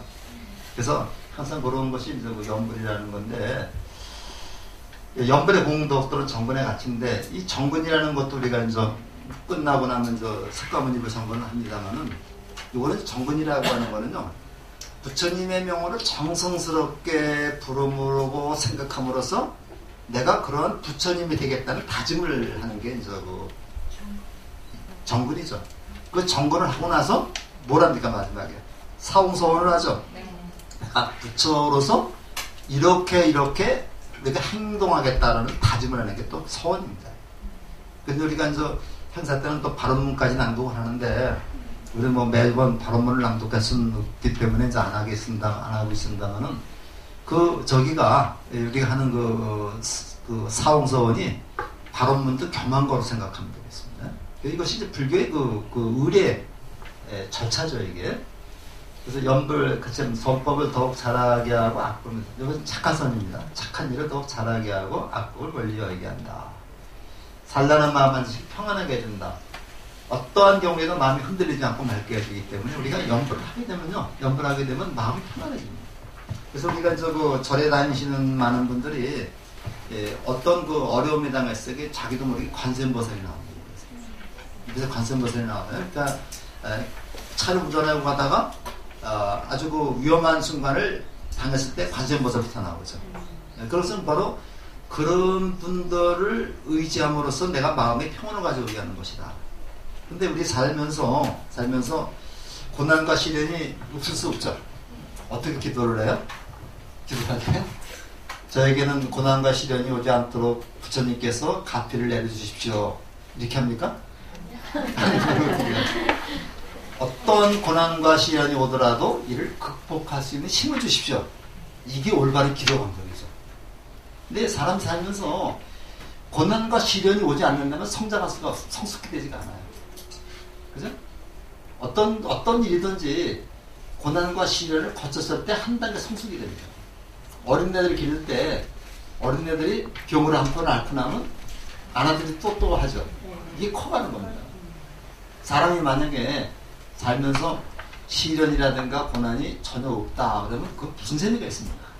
산에 올라갔죠. 그래서 우리가 이제 올라가는 데는 올라갔다 내려갔다 이렇게 하면서 올라가는 거죠. 그래서 기도를 할 때는요, 나에게 고난과 시련이 닥치더라도 이 슬기롭게 극복할 수 있도록 저에게 용기를 주십시오. 이게 올바른 기도 방법이라고 저는 생각합니다. 이건 뭐 누가 한 얘기가 아니라 제가 이제 이렇게 쭉 살다 보니까 저도 이제 살면서 몇 번의 좀 어려운 일이 있었어요. 어려운 일이 있는데 이제 그때마다 그래도 좀 이렇게 슬기롭게 극복이 되니까 이제 지금은 그런 고난이나 시련이 이제 많이 좀 없어진 것 같습니다. 그래서 이제 연불의 종류에 이제 칭명연불이라 해서 이건 불보살의 이름을 영하는 것. 부처님의 그 명호를 부르면서 생각하면서 그렇게 행동하겠다고 다짐하면서 연불하는 게 연불이 칭명연불입니다. 관상연불은 부처님의 자비스러운 모습을 연상하면서 하는 게 이제 관상연불이죠. 이 상이라는 말이 이제 모습이라는 얘기인데, 관세음보살 연불을 하게 되면 관세음보살의 모습을 떠올리면서 이제 이렇게 연불하는 겁니다. 근데 또 이런 관상연불이 있어요. 관상연불도 요렇게 생각상자를 쓰는 경우가 있습니다.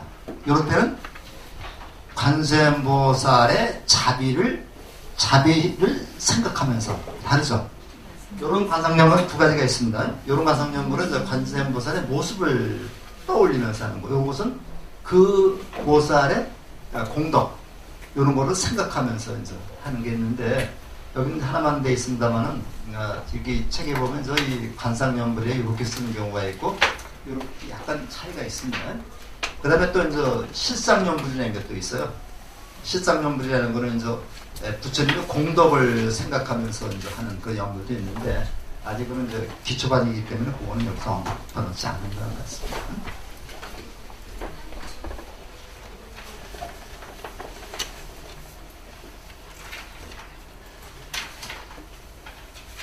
자, 간경인데, 간자가, 이게 무슨 간자예요?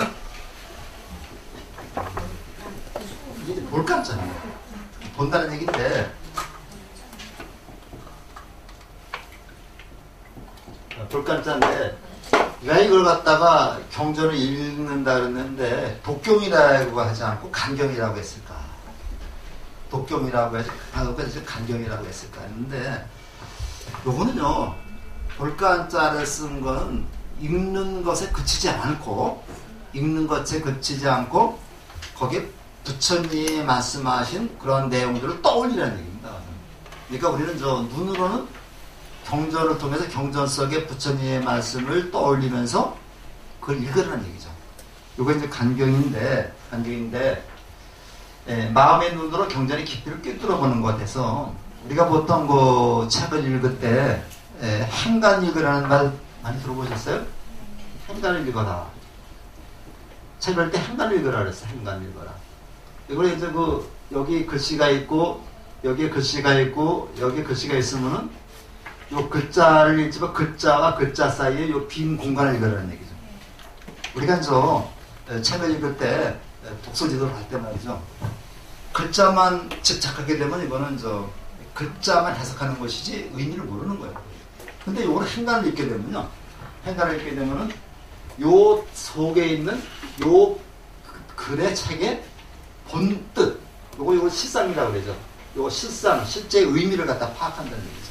그래서 글자만 읽는 방법이 있고 그 속에 담긴 내용을 내가 이해하는 방법이 있는데 우리가 그 간경을 할 때는 부처님의 내 이런 말씀을 하셨을까 하는 그 본래의 의미를 갖다 이해하는 얘기죠.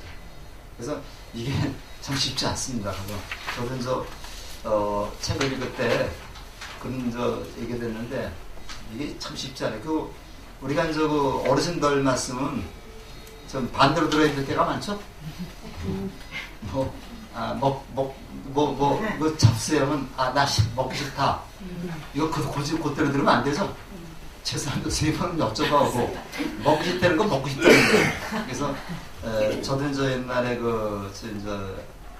아버지 어머니 살아계실 때는 항상 반대로 다 하면 크게 나고 잘못이 없더라고요. 근데 먹지 않겠다 그랬을 때 그냥 그러세요 하고서 드리지 않고 자기들끼리만 먹으면 욕 되게 됩니다.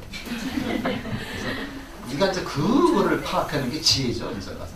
그래서 상대방하고 얘기할 때 또는 상대방이 어떤 말씀 하실 때 그 말씀의 진의가 뭔지를 파악하는 게 행간입니다.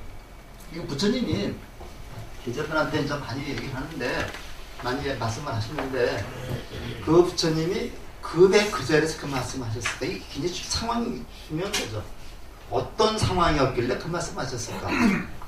왜 스님은 부처님이 뭐냐고 물었을 때 똥막대기라고 대답했을까? 그건 뒷간에서 막 나올 때였으니까.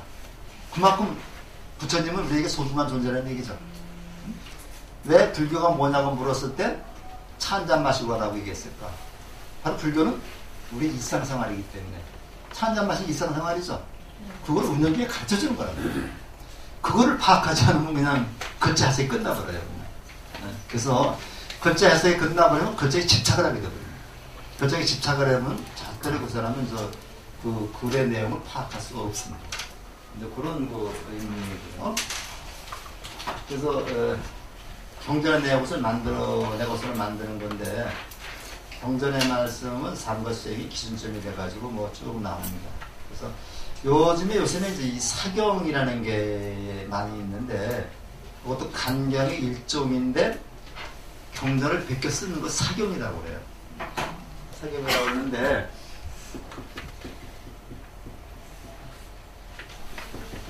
요 사자가 베낀다는 얘기죠. 복사한다는 얘기인데 조계사 근처 책방에 가면 사경하게끔 묶어놓은 책들이 많습니다. 요즘 하시는 분도 계시죠? 그래서 저는 주로 조계사에 가면은 조계사 맞은편에 무슨 5층 건물로 큰 건물이 있어요. 그런 식당도 있고 그런데 거기 지하에 가면은 책방이 굉장히 큽니다. 제가 보기에는 불교 선전 중에서는 거기가 제일 큰 걸로 알고 있는데 거기 가면 웬만한 책들은 다 있어요. 우리 신도증 가지고 가면 10% 또 할인도 해줍니다. 근데 거기 가서 저는 필요한 책을 사고 그러는데 거기 가서 보면 이렇게 사경 용지를 해가지고 이렇게 좀 묶어놓은 게 있는데 그래서 저는 금강경, 반야심경을 비롯해서 여기서는 법화경, 화엄경까지 있어요. 화엄경은 한 굉장히 많을 겁니다. 가서 우리 그 담임법의사님도 지금 사경 열심히 하고 계신데 그 사경이 또 굉장히 또 좋은 그 수행 방법이죠. 근데 이제 우리 그 보면은 사경을 할 때는 자세를 굉장히 바르게 하세요. 자세를 엎드려서 쓰거나 자세를 삐딱하게 쓰면 글씨가 안 나와요. 반드시 그 반대에 앉아서 쓰는데 옛날에는 그 사경을 할 때 뭐 일자 일배 또는 뭐 삼자 일배 해가지고 뭐 한 글자 쓰고 일배를 하고 또 세 글자 쓰고 일배를 하고 뭐 그렇게 하라고 그랬는데 실질적으로 그게 쉽지 않습니다. 쉽지 않으면 집에서 사경을 하실 때는 뭐 길어야 한 30분 하실 거잖아요. 30분이나 1시간 하실 거잖아요. 그러면 그냥 처체에 부처님 계시다고 그러니까 그냥 3배 복적을 그냥 3배 올리시고 그 다음에 사경을 하시고 끝나면 또 한 3배 올리시고 이렇게 해도 괜찮을 것 같지 않나? 제 생각입니다. 스님 생각이 아니라. 그래서 이제 하되 자세 바르게 하고 그 다음에 이제 엎어서 하거나 그러지 말고 이렇게 정성스럽게 막 휘갈겨 쓰지 말고요. 그냥 그 한문전 내가 안다고 이렇게 막 그 휘갈겨 쓰지 말고 또박또박 써버려서 하면은 이것도 수행이니까 그렇게 되겠습니다. 그리고 사경도 아마 좋은 방법이 되겠습니다.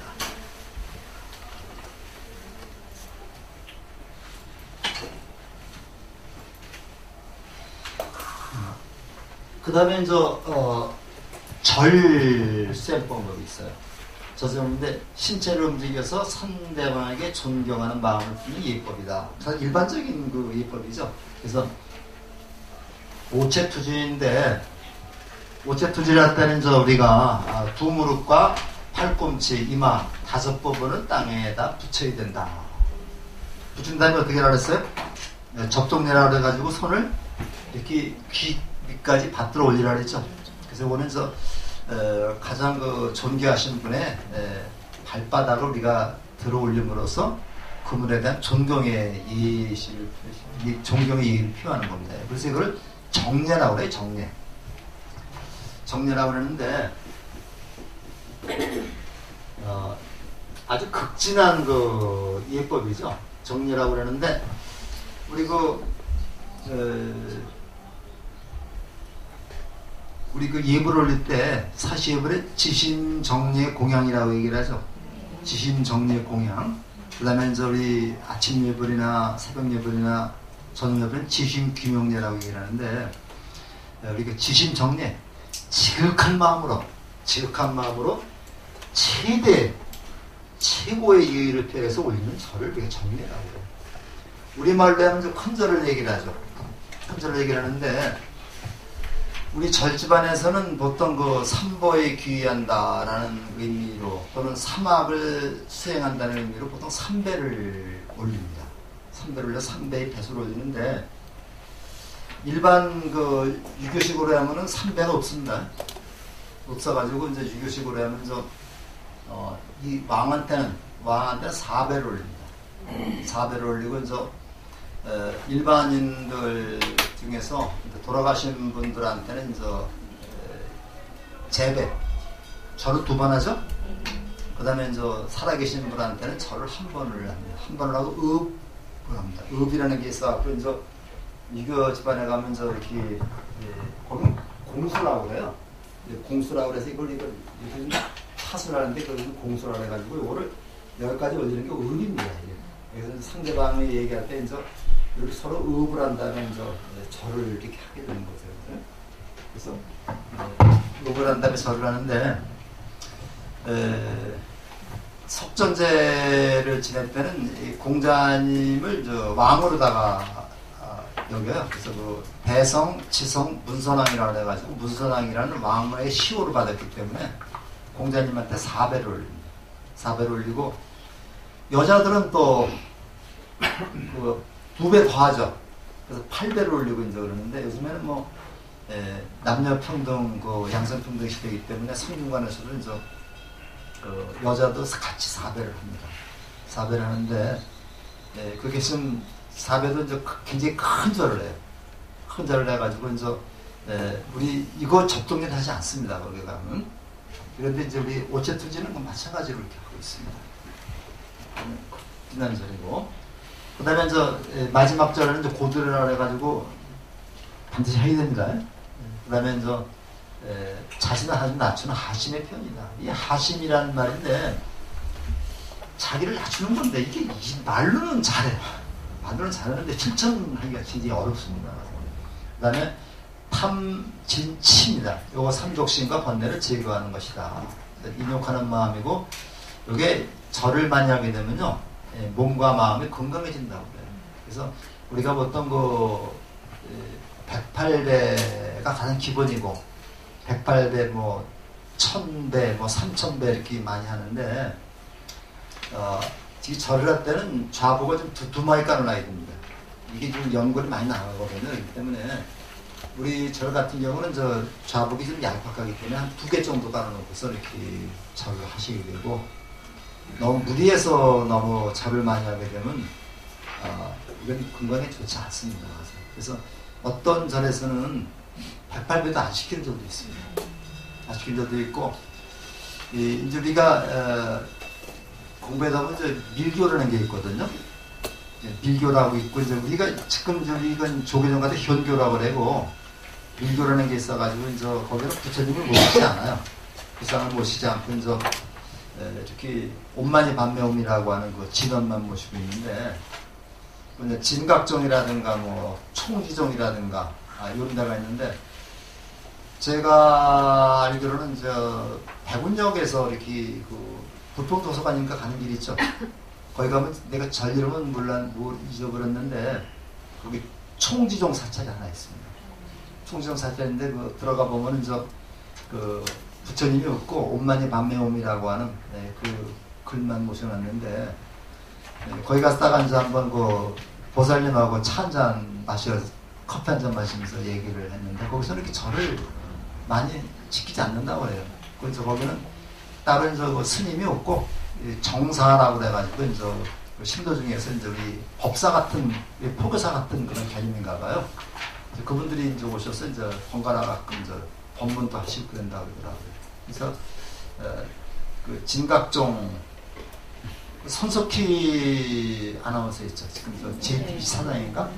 그 손석희 아버지가 제가 이름은 누군데 그분이 이제 경주에서 진각종을 창종했고 그 어머니까지 거기에 됐다 지금 다 돌아가시고 그 손석희 집안이 이제 그 밀교 집안이거든요. 그래서 그 경주 가면 제가 좀 찾아봤는데 그 대능묘라고 있어요. 그저 저기 그 첨성대 그 맞은편에 대능묘인가 뭔가 큰 무덤 안 있는데 미쳐 올라오는데 그 앞에 가면 뭐 그 진각종 그 절이 굉장히 큰 절이 있습니다. 그래서 무슨 절인데 그 진각종에서도 굉장히 열심히 그걸 하고 있어요. 근데 거기에서는 절을 하지 않고 그 옆에 쭉 가면 경주빵 파는데 굉장히 많죠. 제가 그 경주를 가면 또 이게 뭔데 버릇인지 모르겠는데 가서 남이 그 종파도 한번 가보고 싶고요. 지금 교회도 가서 좀 이렇게 또 목사님하고 좀 또 얘기도 하고 그래서 좀 목사님하고 좀 얘기도 많이 해봤어요. 그래가지고 목사님한테 그 기독교 교리 좀 공부 좀 하고 그랬습니다. 근데 참 좋아요 그게 또. 근데 뭐 개종하면 다 개종하는 거고 또. 우리 불교가만 가장 그 수승한 종교다. 불교만 가장 좋고 나머지는 그런 생각을 가지면 안 됩니다. 다 그 예수님 말씀이나 공자님, 제가 공자님 말씀을 제가 많이 하는 건데 제가 잘은 모르지만 그래도 많이 들어봤기 때문에 공자님 말씀 많이 얘기를 하는 겁니다. 아상이라는 게 아상, 인상, 중생사, 수상이 나오죠. 이거 이제 금강경 배우면서 일단 공부하시면 되겠습니다. 진짜 내가 없는 것을 체험한다. 이런 건데 보시고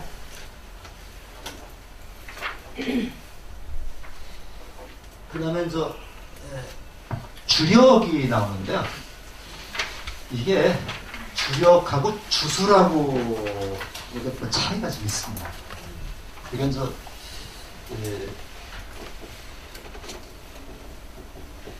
주술인데 이 술이라고 하는 기술이잖아요. 기술. 우리가 수수라고 얘기를 하죠. 약간 얄팍한 그래서 수수라고 얘기를 하는데 주술이라고 하는 개념은 주술이라는 개념은 어떤 개념이냐면요. 내만 잘 되게 해달라고 복을 비는 걸 주술이라고 한다고 해요. 그 개념이 그렇게 해석을 합니다. 그런데 반해서 주력이라고 하는 의미는 모든 것을 감싸고 남도 같이 행복하게 해달라는 그런 관점에서 하는 게 주력이라고 해요. 그러니까 주술하고 주력은 다릅니다. 그래서 우리가 보통 주력은 그 진원의 의미를 이렇게 얘기를 했습니다만 이 진원이라는 게 진실한 말이라는 얘기죠. 진실한 말이라는 말인데 이게 어딘 말이에요? 이 말이 참 이상한데 인도 말이죠. 우리 나무라 다나다라야 이게 인도 말이죠. 근데 이걸 가지고 진원이라고 해요. 인도 말만 진원이고 한국말은 진원이 아닌가요? 좀 그거에 대한 아직 좀 답을 얻지 못했는데 부처님의 말씀입니다. 부처님의 말씀은 진원으로 인도말로 돼 있던 한국말로 돼 있던 중국말로 돼 있던 다 같이 진원이 돼야 되는 거죠. 어떻게 생각하세요? 꼭 인도말로만 돼 있는 진원이 아니죠. 옛날 기독교가 라틴어로 기록된 것만 인정하고 다른 말 번역한 거 인정하지 않았어요. 지금도 그 해교도 이슬람교도 그 아라비안 말로 기록된 것만 경전 번역 못하게 하죠. 그래서 우리나라에서 이제 번역된 건 있습니다만 이거는 경전을 치지 않습니다. 근데 이거를 인도말로만 기록됐다 그래서 진원이고 그건 아닌 거라고 보는데 어쨌든 간에 부처님의 가르침을 올바로 이해하고 실천하는 걸 우리는 주력이라고 합니다. 그럼 어떻게 해야 되겠어요? 나만의 행복을 빌어주는 게 아니라 모든 사람이 다 같이 행복하게 살게 해달라고 기쁘게 살게 해달라고 그렇게 하는 게 주력이겠죠. 그렇게 기도죠. 이해가 안 가시나요? 아니 굉장히 기분 나쁘잖아요 이거. 인도말만 진원이고 우리말은 진원이 아니고 기분 나쁜 얘기잖아요. 그리고 다 인도말로 얘기죠. 그래서 옛날에는 그 진원은 번역하는 게 아니라고 그랬어요. 근데 지금 다 번역하고 있습니다. 저기 강릉에서 속초가다 보면 그 휴유암이라고 있어요. 한 번씩 다 가보셨죠? 네. 휴유암이 있는데 거기 가면 맨날 신묘장구 대다라니만 가지고 하고 있어요. 거기서 이제 우리가 이제 저도 한번 자면서 한번 밤새 기도를 해본 적이 있었는데 그 스님 저기라니까 그냥 맨날 나무라 다나다라야 그것만 해석하고 있는데 옛날에 그나마 해석을 못하겠어요. 그냥 진원을 해석하지 않는 거다 이렇게 다 해석을 하라고 했죠. 그러니까 그 진원이라도 나무라고 대신거장고 대단하니도 무슨 뜻인가를 알고 내가 읽는 거하고 모르겠는 거하고 다르죠. 우리 불교는 분명히 알고 믿으라 그랬어요. 근데 그 스님은 맨날 그것만 가지고 장사를 하는데 좀 안타까워요. 여러분 누워 계신 관세음보살 계시다 그러는데 이제 그런 게 바로 우상입니다. 그냥 바위덩어리 가지고 저 관세음보살이다. 그렇게 보면 관세음보살 같죠. 그리고 거기다 기도하는 건 아니죠. 그러니까 부처님의 가르침을 올바로 전하면서 그 가르침대로 실천하도록 그렇게 이끄는 것이 바로 정법이라고 저는 생각을 합니다. 그래서 우리 불교대학에서 그렇게 하려고 노력을 하고 있고요.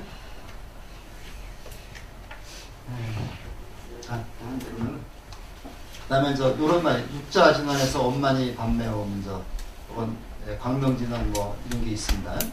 옴 아모가 바이로차나 마하무드라 많이 파드바스바라 토라바로 타야 했는데 이거 요리니까 되게 안 외워지더라고요. 못 외우고 있는데 이 광명이라니까 그 밝은 세계죠. 우리가 어두운 세계를 무명의 세계를 어리석은 세계라고 그래요. 그러니까 어리석음에서 밝은 세계로 나아가게 해주는 부처님의 힘이 뜻이죠. 그런데 요거 많이 했는데 난 요거 옷만이 밤매운 거 외우는데 요거 아직 못 외우고 있어요. 아니 안 외우지더라고요. 그 다음에 요건 넘어가고요.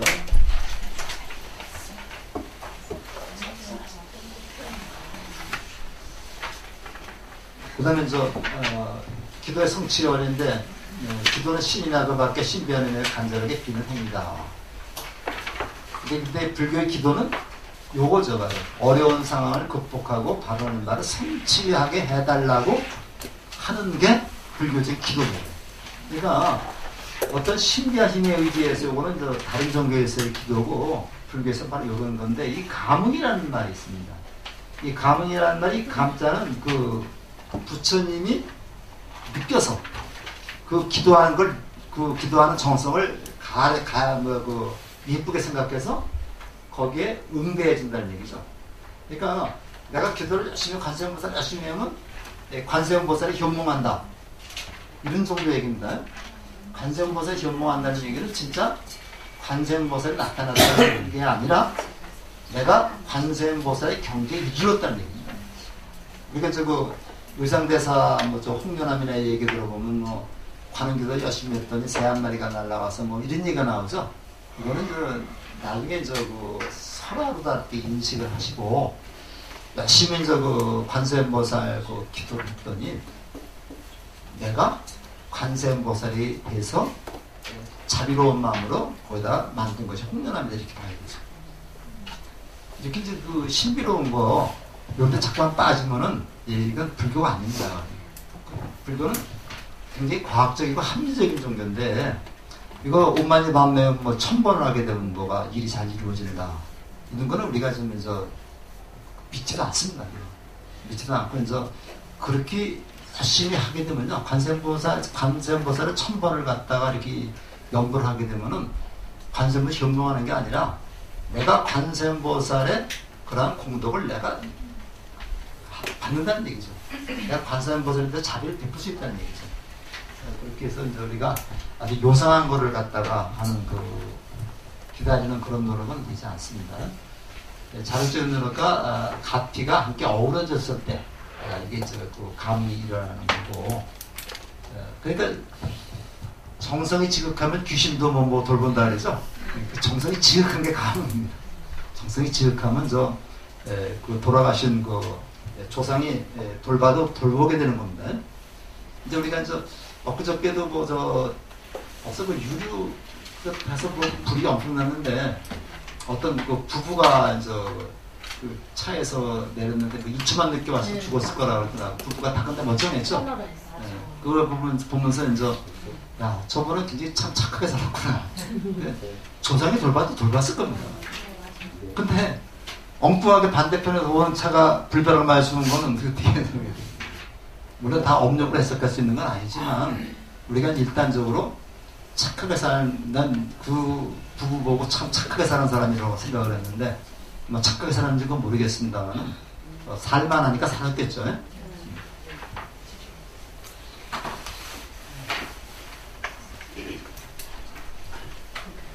그 다음에 기도가 성취되려면 간절한 마음이 없으면 안 됩니다. 그래서 일념에서 무념으로 해가지고 위건망구라는 말이 있어요.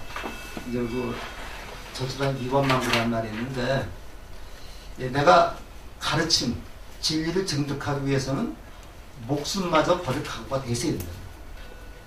목숨마저 버릴 각오가 되는 건 위건망구라고 그래요.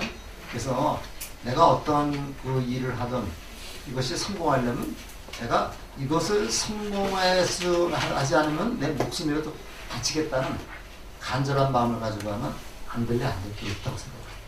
그래서 항상 우리가 공부할 때나 어떤 사업을 할 때나 간절한 마음을 가지고 노력을 하는 겁니다. 그래서 기도를 해서 이번에 안 됐다 하면 내 기도가 조금 부족했나 보다 하고 또 다시 기도를 해야 되는 거예요. 내가 기도를 열심히 했는데 내 바람대로 목적이 이루어지지 않았다. 이제 더 이상 기도할 필요 없다. 이렇게 생각하지 마시고요. 안 됐으면 한 번 더, 그 다음에 더 열심히 하면 반드시 이루어집니다. 제가 보면 나중에 장담할 수 있어요. 그 다음에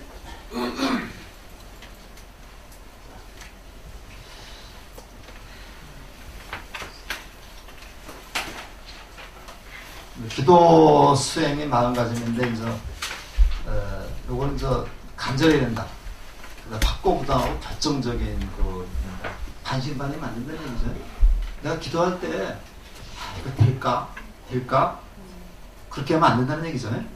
확신이 된다 라고 생각하고 기도를 해야 됩니다. 그래야지 간절하게 되는 거죠. 부처님과 가르침과 벌벗에 대한 이해가 지혜고, 이건 자비로운 마음 모는 건데, 이렇게 해서 기도가 이루어지면 새로운 인간으로 태어나는 겁니다. 다음 주 16일 날이 수능일이라 그러죠.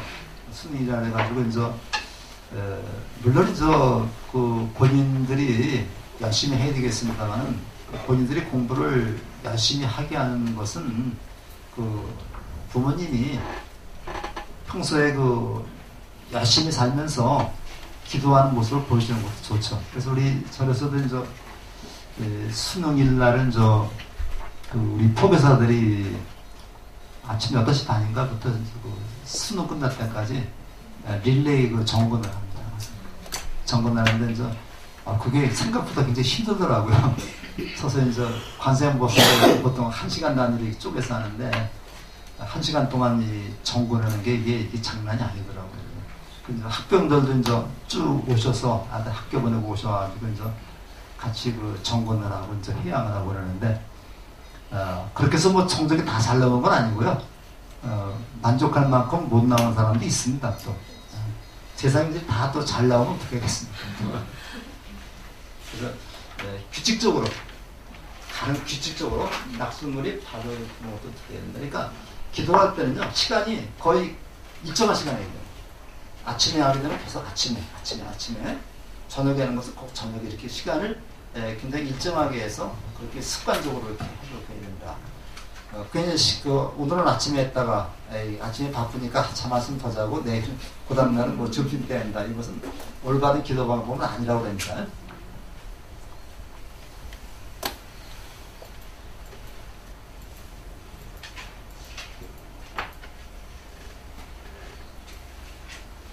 자, 그냥 간단하게 접차인데, 가능한 매일 같은 장소, 같은 시간, 같은 방법으로 한다. 그리고 이 기도할 때나 절할 때 이 호흡이 굉장히 중요합니다. 호흡이 굉장히 중요하기 때문에, 그리고 아무나 그래서 함부로 이 참선 수행 같은 거는 함부로 지도 못해요. 이거는 여기에 하시는 그 스님들이 특히 지도를 해줘야 됩니다. 그래서 호흡을. 그 다음에 산부님께 다 알죠? 집중과 이완이라고 했는데, 그 집중은 그 마음을 긴장 상태에다가 이완을 풀어주는 거죠. 그래서 참선 수행할 적에도 한 시간에 한 50분 정도 참선 수행을 했다. 그 다음에 포행이라고 합니다. 한 10분 정도는 걸어다녀요. 걸어서 이렇게 법당을 이렇게 돕니다. 그러지만 이렇게 되고, 2시간 정도 계속 앉아있으면 큰일 나죠. 그래서 항상 50분 정도 참선하고, 10분 정도 포행을 하고, 그 다음에 50분 정도 했다가 또 10분 정도 하고, 운동을 해가면서 풀어줘가면서 해야 됩니다.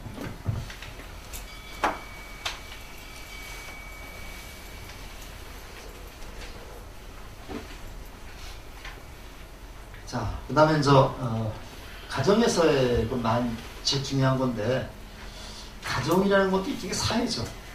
사회이기 때문에 인격이 성숙해가는 것이 가정인데, 가장 기본적인 사회 학교가 바로 가정입니다. 가정교육이 잘못되면 이게 학교에서 할 수가 없어요. 이게 가정교육에 우리가 밥상머리 교육이라고 그러니까 밥상머리에 앉아가지고 맨날 야단만 치면 안 되죠. 그러니까 칭찬은 고래도 조심치게 한다 그래서 같은 가수면 칭찬해주는 게 좋습니다. 조금 마음에 안 드는 게 있더라도 꾹꾹 참아가면서 칭찬하면 어느 때 상황이 바뀌어요. 근데 맨날 야단만 쳐봐요. 대화가 끊어져 버립니다. 아버지가 오랜만에 만나가지고, 야, 이마, 너 그게 뭐냐, 야단 치면은 아버지 면서 피해버려요. 나중에 결혼했다는 잘 있을지 모르지만, 그래서 저는 요즘에 우리 사회가 가정이 어머니 중심으로 되어 있기 때문에, 사실은 딸은 모르겠습니다만은 아들하고는 아버지가 친구처럼 대화가 되게 됩니다. 이 대화가 안 되면 방법이 없어요. 그래서 대화가 안 되면 방법이 없어. 학교 들어가봤자 계속 어머니만 학교 왔다 갔다 해서 뭐 되겠습니까? 그래서 우리가 이 가정교육이 굉장히 가장 기본적으로 필요하다. 이 대학에서도 수신제가 지국 통찰나라를 했죠. 자기 가정을 다스리지 못하는 사람은 나라를 다스리면 안 되는 거죠. 그래서 이제 서로 부처님처럼 존중해라. 뭐 이런 게 뭐 하라는 얘기고, 그다음에 뭐 원벌 모시거나 태교 주문까지 불교사에 정착한다는데, 집에 혹시 원벌 모시고 계신 분 계세요? 이제 저도 이제 뭐 조그만 불상 하나 모시고 있는데, 저긴 하지 않았습니다. 가서 뭐죠? 네? 저만식은 하지 않았어요. 저만식을 하게 되면요, 매일같이 그 예불을 올리고 그래야 된다고요. 그래서 스님께서 여쭤봤더니 집에서 그냥 그렇게 모시는 거는 그냥 저만식 하지 말고 모시는 괜찮은데, 저만식을 하게 되면은 매일 예불을 올리고 그 다음에 그렇게 해야 됩니다. 굉장히 번거롭죠? 그래서 이제 놓고 좀 깨끗한 데다 이렇게 좀 한 분씩 모셔놓고, 옛날에는 모시지 말라고 그랬어요. 근데 지금 이제 모셔놓고 그렇게 가끔 한번 좀 부처님 상호를 한번 보게 되면 마음이 편안해지죠. 집에 그 부모님 사진 모시는 거하고 똑같습니다.